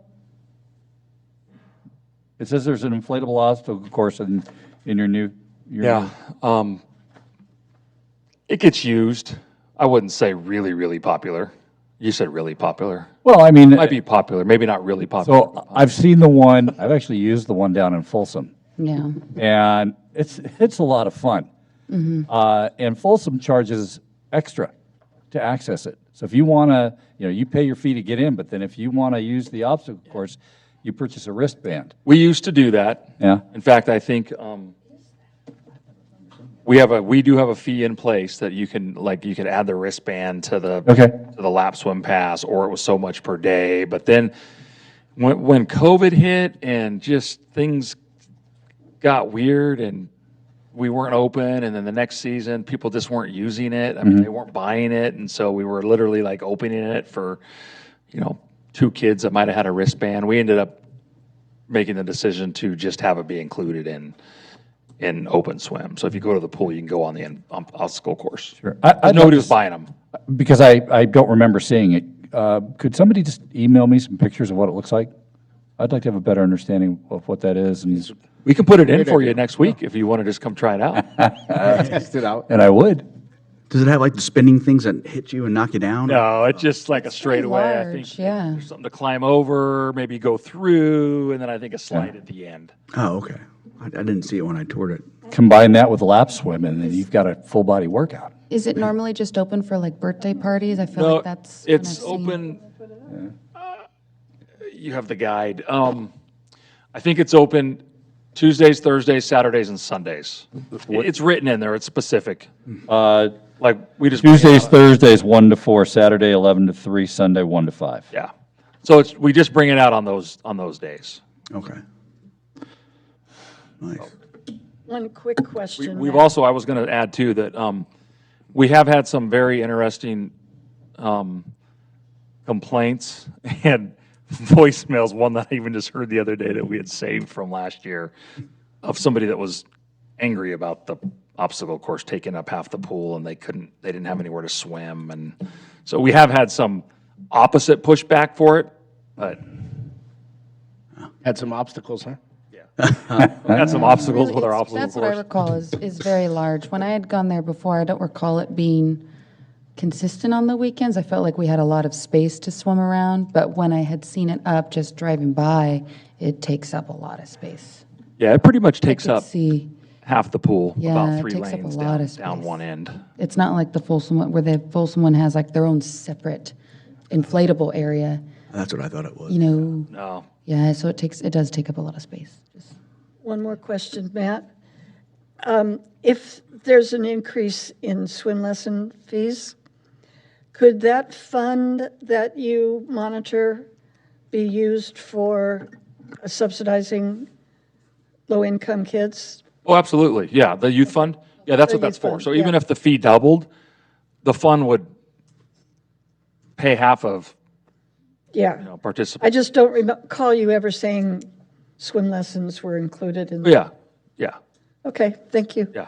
You donated That's last good year, didn't feedback. you? People don't generally use it for swim lessons as often because there's other programs like flag football that's $197. So they're going to get half of that rather than half of $39. So people kind of choose wisely because they can't, it's not unlimited. They can only use it once every 6 months. So it kind of depends on how they, but definitely, could definitely go towards that. And then, I mean, that's another thing to keep in mind is anytime we increase fees, that's just more money we have to go out and raise for the youth fund to try to keep up with, you know, the requests. So it's not the end of the world, but just something to keep in mind. Anyone else? I have a few questions and ideas. I'll start with the increase in user fees. I suggest you double it and give the discount to the residents. We can have the residents purchase a discount card for restaurants, activities, stuff like that in the area. I think that'll go over really well. Implement partial closures. I'm looking at, we're talking about barriers instead of looking at opportunities. And we looked at water volleyball. There's a lot of volleyball teams from the high schools that hasn't been implemented. I think that'd be pretty cool, number one. I also think, even though it's a shallow pool, is water polo. Looking at something like that. I don't know if closures and modifying operations is the way to go. We can get interns. Do we have a program here that we can teach life-saving courses through the recreation department and charge a fee for that? And then go to the schools and ask for internships for the summer. They can get the lifestyle or life classes free if you intern. That's going to decrease your operation costs from having to pay. I'm in a belief that if this pool was salt water, believe it or not, salt heats quicker than regular water. You don't have the chlorine, it's a poison. And you extend it throughout the year, I would use that pool. My whole family would. So I think that we're limiting things without understanding what the residents truly want. Have we did a study or sent out a survey to residents asking, are you interested? Have you used the pool? Are you interested in using the pool? If you want to use the pool, what would you use it for?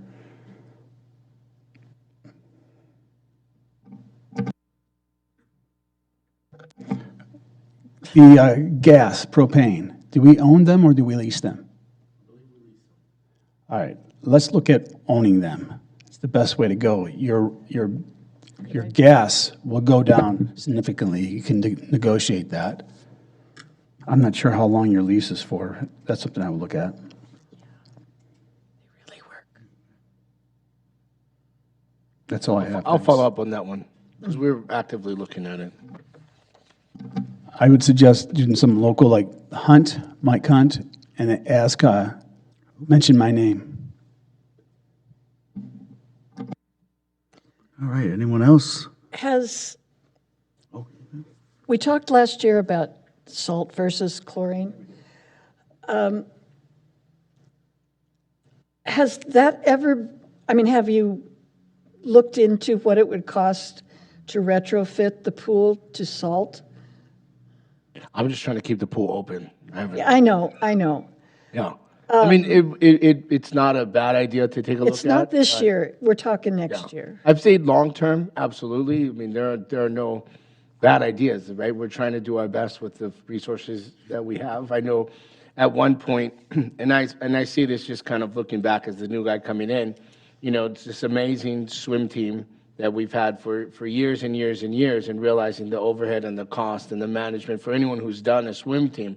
Well, the last thing any programmer wants to do is be like, well, let's give it up. Well, unfortunately, it was probably one of the wiser steps we had taken, because the parents took a more active role that actually increased their attendance. their costs went down, you know? So can we build up the individuals to kind of do the water volleyball or to do the water polo? Absolutely. I think we need to look at some of that versatility and give us various options. However, taking a look at the current resources we have, meaning time, staff, and money, and what we want to be able to do, there's kind of like this inequitable balance of how many staff do we have and how much time we want to put an effort into. All right, let's go and do research in regards to salt and chlorine, and where's the cost benefit. Now I'm, no offense, 2 or 3 days on this, and there's multiple competing priorities in regards to, okay, well, where are we at right now fiscally? And for me, the priority is how best can we serve the kids to keep them in the pool to do swimming lessons. If I had a priorities, and this is where I was kind of at, absolutely. Can we look at other ways to kind of trim some of the costs and save money here and save money there? I'm in a batting cage, and I've got slow pitch and a fast pitch coming at the same time. So I'm gonna hit the slow pitch because I'm not that good of a baseball player and just dodge the fast pitch, just on where we are with some of the resources. And I'm not making any excuses, just being very clear and concise in regards to where some of our limitations are and where's the best return on our investment for time and money. You do have to move the small rocks before you can get to the big rocks, so that's a good plan, I think. Well, thanks, yeah. So, Can I add a couple things? Can you go back to the slide that has the overall cost? Just throwing a couple things out there in perspective, just with kind of what I'm hearing. So our total cost is $674,000. So even if hypothetically, even if I'm just laying it out there, even if we could magically get rid of the propane, that was on a different slide. That was going to save $20,000. So we're still $650 something thousand. I mean, it's not the $20,000 is not a huge. It's not a huge number. Can you go back to the one other slide again? And then, you know, the saltwater, years ago, I think we had looked into it, and I don't remember all the details of it, but we clearly weren't ready to make a move to saltwater, and I don't remember if there was a reason that we ever would recommend that from a staffing point. We'd have to go back down that road again and find out, you know, the pros and cons of it. But, I mean, even if we could reduce our pool chemicals, I mean, if we could cut it in half and say $25,000, and we cut the propane, that's only $45,000, $55,000 out of that $600,000 savings. So it's a little bit of a savings. So I guess I'm just bringing up the point of some of these costs that we're talking about. It's not huge savings. It's a little savings. A lot of our costs are the staff that we have to have out at the pool. I understand that. So It's when it comes to the internships. So if you go to the high schools and you have 3 in there, they all have pools, and you have an internship over the summertime, you're not paying these people anything. And you can actually offer a class to teach them how to life save, free to them. Anybody else that wants to work at the pool or wants that, you can charge for that class. But overall, you're winning on one side. You want to drop costs, and the best way for me to drop is cut some of the fat, but also you want to increase opportunities as well. So you can charge a great fee for volleyball and for water polo, and you can extend. I just think if you had a pool service that can come in and do the analogy for you, what would it cost to go salt versus chlorine at no cost to you, would you be willing to do that? Are you offering to pay for that? Is that why? No, I have friends in the area. Oh, okay. I have friends in the pool, so they'll be happy to do it for I me. never say no to data. I think Yeah, that's I'm never the going to best. say no to data. Never say no to data. I think if I'm hearing you right, we're all kind of saying, and to Matt's point, are we going to save? Are we going to try to make $670,000? No, but it's going to have to be incremental on all aspects. I think. Of course. I think the extended day. I think the fees. I think that's right. extended season. See, I did it again. It's the extended season, it's the fees, it's the type of services, right? The different types of offerings. I think all of those things collectively would get us a stronger program, and then at the same time kind of move us towards the direction to trying to offset some of those costs. If I had a magic wand and we had the 60 to 90 days, we'd probably try to do it all. And then if I had 4 staff, we'd probably definitely do it all, or interns, or whatever the case is. Right now, it's what can we incrementally do now this year? What can we increment? So this year would probably be some of the time savings, right, in regards to the season. Can we take a look at the fees for next year? Absolutely. As we start to do the research on the SALT, we can grab all the data we need to. I think these are all parts of a plan to make sure that the Aquatic Center is sustainable. Chair, if I may. Oh, go right ahead. You mentioned, were you taking this to city council tomorrow? Yes. Okay, so in light of that information, I think it's important to focus on, I really think Dennis summed it up, is our goal right now is just to keep the pool open. All these other ideas are great for maybe down the road, but right now the only goal is to keep this open, and we already are starting off with a deficit, not having the extra monies from the county's funds. So I think narrowing it down, do you need a recommendation for tomorrow, or? Just the feedback. I think the goal is to also entertain the same kind of conversation that inform the collective, inform the decision makers, kind of let them have an understanding of kind of where we're at. It does seem a little counterproductive where we're like, well, the $40,000 is not a lot because we're already subsidizing it.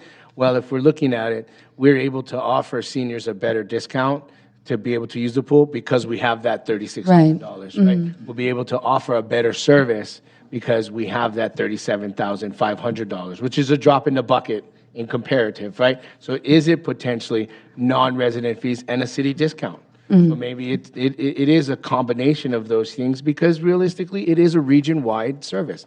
It's a regional facility. With that in mind, my recommendation is, as you guys listed it, I think all of your ideas are good and effective, and that's my feedback as the commissioner, and I'll leave that with the chair. Does anybody else have any comments with regards to that or directives? So you're not looking for directives, just directions, directives. Just dialogue. Okay. So I get some context. Yeah. I think a lot of people.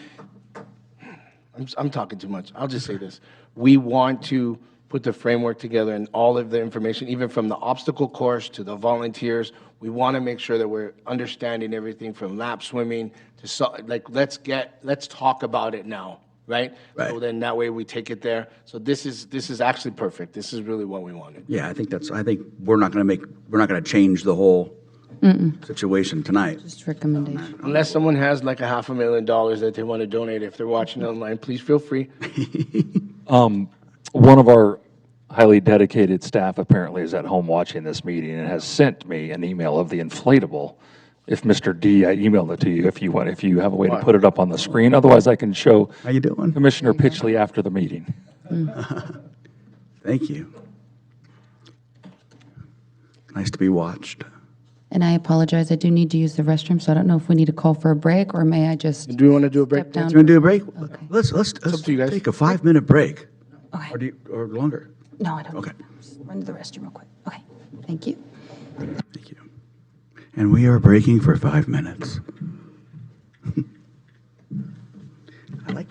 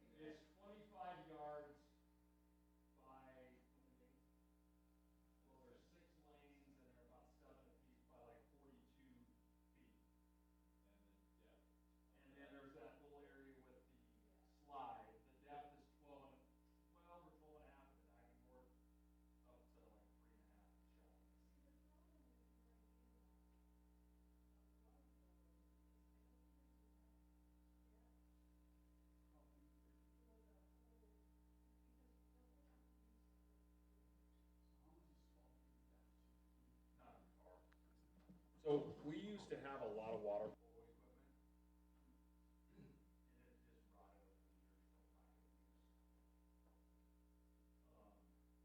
The high schools, both high schools go, El Dorado goes to Union Mine, because that's what that pool's designed for. This pool's designed for rec swimming. Oh, yeah. Yeah. That'd be great.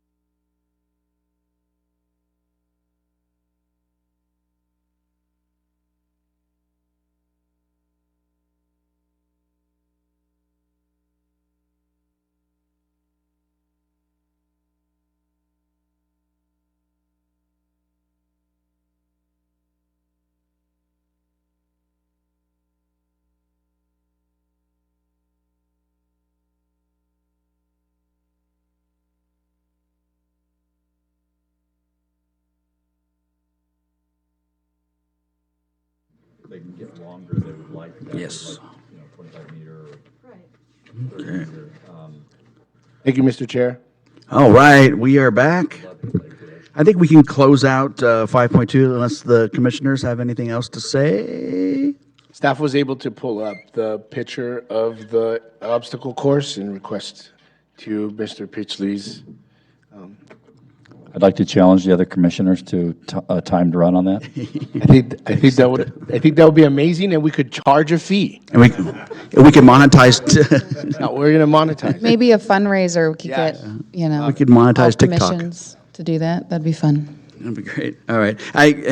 Before we move on, I just want to say publicly that your idea of the solar cover is pretty rad, and they're not that expensive. So let's move on to 5.3, Recreation and Parks Commission meeting start time. Currently, our city council meet at 5 o'clock, I believe. I can't recall off the top of my head what time planning commission, do they meet at 5 or 5:30? I thought they met at 6. The planning commission. This just helps with, to be quite frank, our staffing, and we're here, 5 o'clock. I know that there's some conversation before, previously, at different commissions. We can keep it at 5:30, but if the commission would want to entertain a 5 o'clock start, that would be very nice. I'm thinking about the community. People get off at 5 o'clock, and it's going to be tough to get here at 5 o'clock to sit down in this. So that's something to consider. That's my only consideration, is the city. My experience has been that if the community members want to be here, they'll figure out a way if they can. Because of being on peak at noon, which has been kind of controversial, but it works. It has been for me. Not to discount what you're saying, I totally get. Oh, thank you. I enjoy the 5 o'clock. I can make it happen. I will need an action on this. To your point, though, Mr. Potter, if you notice, and I say that I give all the credit to staff especially Matt and Guy and Mo and Wendy, who's on our staff now, who've been very intentional with meeting with the I'll use softball as a good example to Mr. Potter's point about the interest of the community. I think staff has a very strong philosophy in regards to where the time is invested. So we've done different public meetings at different times to meet that need. So as we do the surveys or as we meet, we could do a Saturday, we could do it later at 7, which we've done specifically to target those types of issues and things that come up. Regular business as usual, which we do have a lot of different things coming up, park impact fees and other pieces. Regular business, absolutely 5 o'clock. Other more pressing items, staff will definitely take into account our philosophy of reaching out to the community and making it a point to be available at those times. So I want you guys to feel comfortable that, yes, we will be able to do that. We've done that well. And if you notice, we had a decent turnout from softball. Very different demeanor in regards because we've been talking to them and we've kind of kept that dialogue open. So that's the philosophy where we're working on now. And that was obvious too, I could tell. So thank you for that. No problem. I thought you guys did a good job. It was very smooth, and they seemed very positive, so thank you. As far as the time, I had that first thought about the workforce not being done until 5, but then I double-checked, and City Council is doing 5 o'clock. Planning Commission does do 6 p.m., so I think if City Council is doing 5, I think, as Tony mentioned, people will make the effort to be there. So if you need a vote, I'm in favor of the shifting to 5 p.m. Yeah, I'm good with 5. Looks like we're all Do we need to consensus. make a Do we need to make a motion? vote or a motion? I'd like to make a motion to move the meeting of the Recreation and Parks Committee to 5 o'clock. Second? All in favor? Aye. Aye. Ayes have it. All right, let's move to 5.4, Open Forum, Community Service Director Q&A, which I assume stands for question and answers. Yeah, so along those lines, I've also gotten feedback from the public that we are a recreation commission, and sometimes, you know, you heard from the public earlier, oh, I can only talk on this time, I can only talk on that time. So this was my brainchild, I just invented it, so if it's a horrible idea, you can talk me out of it. Every once in a while, I would like a Q&A forum, so then that way it gives you a chance to ask questions about our operations, questions around programs, bring up different ideas. The only caveat is a time limit, right? So periodically, I'll try to put these on our commissions in where to maintain the integrity of our meeting, we'll just have the chair, you know, like for tonight, let's say, we'll just say time for 15 to 20 minutes. And then we could just have a question and dialogue. That way it's a little more free-flowing. It's a community meeting, right? Then they can come up and people can ask questions. We can still keep the same structure of the 3 minutes, right? Right. But at the same time, in a little more free-flowing community kind of form. I don't know what you guys think about it, but it was just my idea. I like it. I like it too. It seems to happen organically sometimes. Yes. Is it a question and answers from the staff to us or the community? It could be from the. I like that. It could be from the public to the commission. I like that. It could be from the commission to me in regards to what's going on, what's coming up, when's the rec guide coming up, you know, all these other things that people just have questions about, but in a more organic setting with some formality so we can keep some order. That was my idea. So, Q&A. Can I? I like Can I it make a a suggestion going forward on that? So we had a lot of people in here earlier tonight, and I think that the Q&A is a great idea, but perhaps earlier in the agenda. But if it is earlier in the agenda, for example, maybe capping it at a shorter time, like, oh, we're going to start the Q&A earlier while we had more public, but we'll limit it to 30 minutes. And then the other recommendation I would say is, instead of doing the mic and doing the set 3 minutes again, is in the past when we've done the collective meetings with the public, there was just a hand microphone that was passed from person, like, okay, who wants to comment? And I think that would embrace the informal opportunity, and then it would be up to the chair if someone's like a little long-winded, like, hey, you know what, we have this session set at 30 minutes, can we pass the mic to the next person? Thank you for your thoughts. So that way it still gives the chair the opportunity to I like that. cut it if it needs it, but I would say maybe earlier, maybe shorten the Q&A collective time frame, and then passing the mic for just more streamlined feedback and Q&A is my thought on that. I like I love it. Like- And then, even if we put it at the end or at the beginning, we'll put it at the beginning, and if, as the commissioner sees the meeting going, if you want to move the item and then just make an adjustment before you adopt the agenda, that's why we're adopting that agenda and that flow. So, if we want to do it at the beginning, because we feel that would be beneficial, or at the end, depending on what the questions are, what you guys feel. I want it to be as open as possible. It could be a floater, right? A floating Sure. thing. That's good. As long as when we adopt it on the agenda, whether it's at the beginning and if you want to move it to the end or whatever. I like that idea. That's good. Be like the Donahue show. Do you need a vote on this? No, actually, we're just going to try it tonight. Yeah. I think it's, yeah. Right. I think Oh, it's you want to good do going into, you forward. want us to ask you questions now? Oh, I feel, and in all fairness, I think it also protects us from having conversations on a regular basis in regards to, hey, what's happening on the trail? And then before you know it, no offense, you got 5, 6, 7, not that it's ever happened, I'm saying, now we have a public forum to ask as many questions as possible. And I think the public want to know answers to. So this is all questions. Doesn't Sure. pertain to the agenda Nope, just. or not the agenda. Okay, cool. I like it. Tony? okay. Okay, so, little devil's advocate here. Sure. Okay, how long do you want our meetings to be? Not that long. Because personally, I think I like the idea, and I'm just curious, do you know if this is being practiced elsewhere? No, never. You know, okay. I literally just did. This is your brainchild? Yeah, someone came Okay. up to me and was like, I would love to come. I want to be the meeting, nice but- to your child then. No, it's fine. I know, there's no sacred cows here. So the agenda is our commission business. And I think if you throw something like that in there as part of the agenda, like under discussion topics, it could end up being a really long discussion. It could end up being a really long meeting because you're inviting people, tell us what you want. You could be hearing everything, which again, sounds like it's your idea.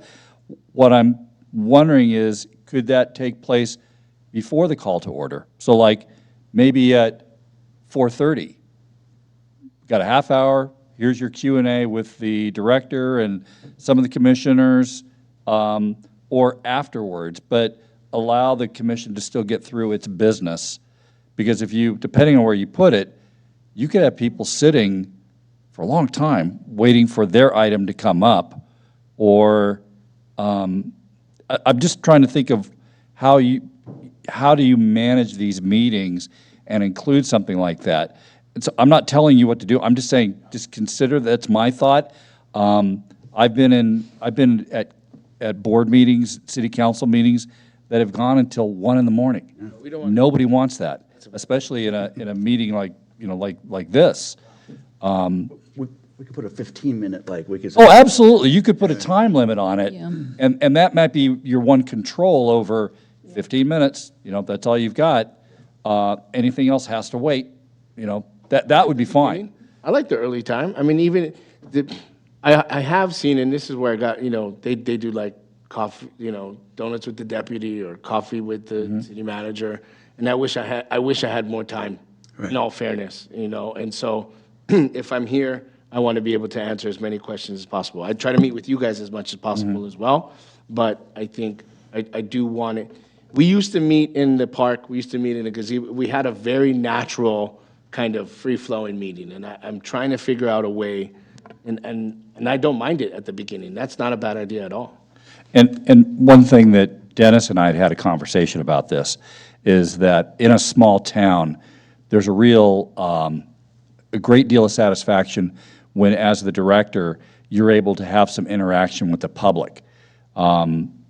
Larger organizations, the expectation is you stay in City Hall, you do your work there, you're not out at programs, and so something like this, I think, is really good, because the more I think you're interacting with the public, especially the public that either don't understand how things work, or who have an issue and they don't have an answer and they want an answer, this is a really good opportunity for that. So I like the idea. I was just concerned about meeting management. Yeah. So that you're not, because you're driving to Roseville. Yeah. And I don't want you driving home at 10 o'clock at night. Appreciate that. Yeah. I like to entertain the 4:30 idea. You know, I mean, That might be harder though doesn't that make it more time for you then at that point? Well, if you do 4:30, I guess my question is would you only need or can only have 2 commissioners at that time if it's not the full board? That's why I wouldn't think it would be a part of the meeting. It wouldn't be officially part of the meeting. It would be that moment, that time, that Q&A before the meeting, or push it after, or do both. Oh. But, still allow for the actual meeting to take place starting at 5 then. And I'm also a fan of just giving it a shot. If Yeah. it's a bad idea and 6 months from now we think that was a bad idea, I'll tell you, that was a bad idea. That was my idea, and it was bad. I think it's I personally think it's a good idea. Give it a shot. I think just limiting and then maybe a little earlier so we have the public available for that. If it's on the agenda in the beginning, and I've seen the council do this before, if there are a whole bunch of people here that are for a particular Certain agenda item, item, we could yeah. move Q&A later. But, I don't think we're going to have too much problem with too many questions a lot of the times, unless it catches on that we do that. But I think it's good. I think in my opinion, moving it earlier in the day before the meeting will be hard for me to do that, but I don't know about the other commissioners. Would the expectation be that all of us were there? I think we've got some Brown Act issues we'd have to worry about. Yeah, if there are 3 of you planning to show up, then we would post it. If it's just a Q&A and only 2 of you show up, and then that's where we're at, then we can. And would you limit it to almost like the public comment? Can't talk about anything on the agenda at this Q&A. Yeah, you might as well We'll talk just about wait. anything else. Yeah. Yeah. We can practice. Yeah. So, I would say maybe my thought is waiting on the 4:30 just because we are changing the time from 5:30 to Yeah. 5. So my thought is, Start again, the with the first same, agenda start, and see how it start with the new agenda time, and then if we just limit the Q&As. And then I guess at the discretion for staff on priorities is, I don't know if it needs to be on there every time, but maybe every other month. So there's some wiggle room, flexibility. That wraps up my thoughts on So that. is this an opportunity to practice this with you? yeah, you got questions? I got Yeah. questions. And if John I don't Q. have Public, please explain your tattoos and why you have them. It's mostly because it's the islands. Okay, the eyelets. I mean, it's a good one. You can add, literally. So a couple questions came up. Rec guide has been delayed slightly in regards to some of the things that we're trying to finalize. Hopefully, we'll get it out within the next week. It looks amazing. We are printing a few, like we did the last time, and we're also posting it online. So as soon as it's ready to go, we'll post it, and then we'll send it out to printers. I believe there's a 2-week turnaround. Great. Are there enough paper copies to go to some of the businesses in bulk? Do we get handed out for you? I believe so. Good point. Yeah. We're still moving along on Christmas. We've got a committee meeting coming up this week. Is it tomorrow? It is tomorrow. So for those of you who are right. wanting to get involved or volunteer or donate, please contact our office. We're definitely actively working on Tomorrow's Tuesday. on Christmas. Is If you haven't had a chance to visit Lions Park, our ADA path, was just poured up to the pickleball court. So staff are actively working on closing Prop 68 to get some of those reimbursement funds, hopefully within the next, few weeks, if not a month. Construction of the downtown restroom project is still active. There's a little bit of an extension in regards to some of the supply chain issues, but we're probably shooting for about middle of May, and we've been working with Merchants on Main on those pieces. With the bollards. The bollards, we pivoted. We are actually working with our Public Works Department and our Police Department in regards to purchasing our own in-house meridians. And the Cannabis Committee has, graciously helped, wants to definitely help with that. So our Public Works Director and Chief of Police, we're kind of working on some fine-tuning some of those numbers, whether we need chains and working on some mapping. And I would still like to recommend we do still like bumper bollards in some of the less high-traffic areas. But right now, the goal is to purchase our own 8 set, so we know in those main areas we have those for us. I'm sorry, I don't know about the bollards. Can you? So in regards to closing Main Street or closing down the Oh. street, there are some safety concerns. The ones we talked about, The ones we talked- yeah. okay, so like K-rail or K-rails, the exactly. tilt-ups, whatever those are, yeah. Yeah. And so once we get more formal, I can, actually, if you'd like, I can bring back a presentation on the meridians. We can talk about it a little bit. Okay. Right now? No. Oh, okay. Later, not now, no. But Going back to, sorry, going back to the Christmas committee meeting, I thought it was the third Wednesday. Did you guys move it last month to a Tuesday? No, it's. Oh, you know what? Wednesday. Why did, Wednesday. it's Wednesday. It is Wednesday. Okay, you Sorry. scared. Sorry, my fault. All right, good. That means I can stay up late tonight. Yeah. What time is it at? Is it 11 Tuesday? a.m. Oh. Wednesday. No, that is. Is Rise and Shine for this weekend? Is that still? I don't know if I saw. Go ahead. This is another reason I'm telling you. Yes, Rise and Shine is this Saturday. We've got, it's like we have 57 volunteers signed up so far, so Okay. What time does 8 it? to 8 to noon-ish. noon. Okay. There about noon. And it just depends on what location you sign up for. You just go straight to that location. Okay.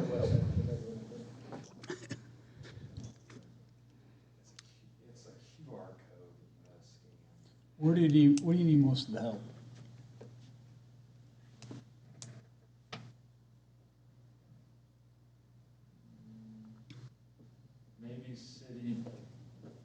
Maybe City Park. Wait, no, there's 8 there. Might need help spreading bark at George Duffy. Is that the spreading the bark? Is that where they usually have the kids? The playground, yeah. Okay. Let me just make a note. I was going to sign me and my daughter up, but we only have from 8 to 10 on Saturday because I have to be at work. That's but, fine. So where did you say you needed the? Duffy? Well, I'm just looking, if you go to the website, let me, Okay.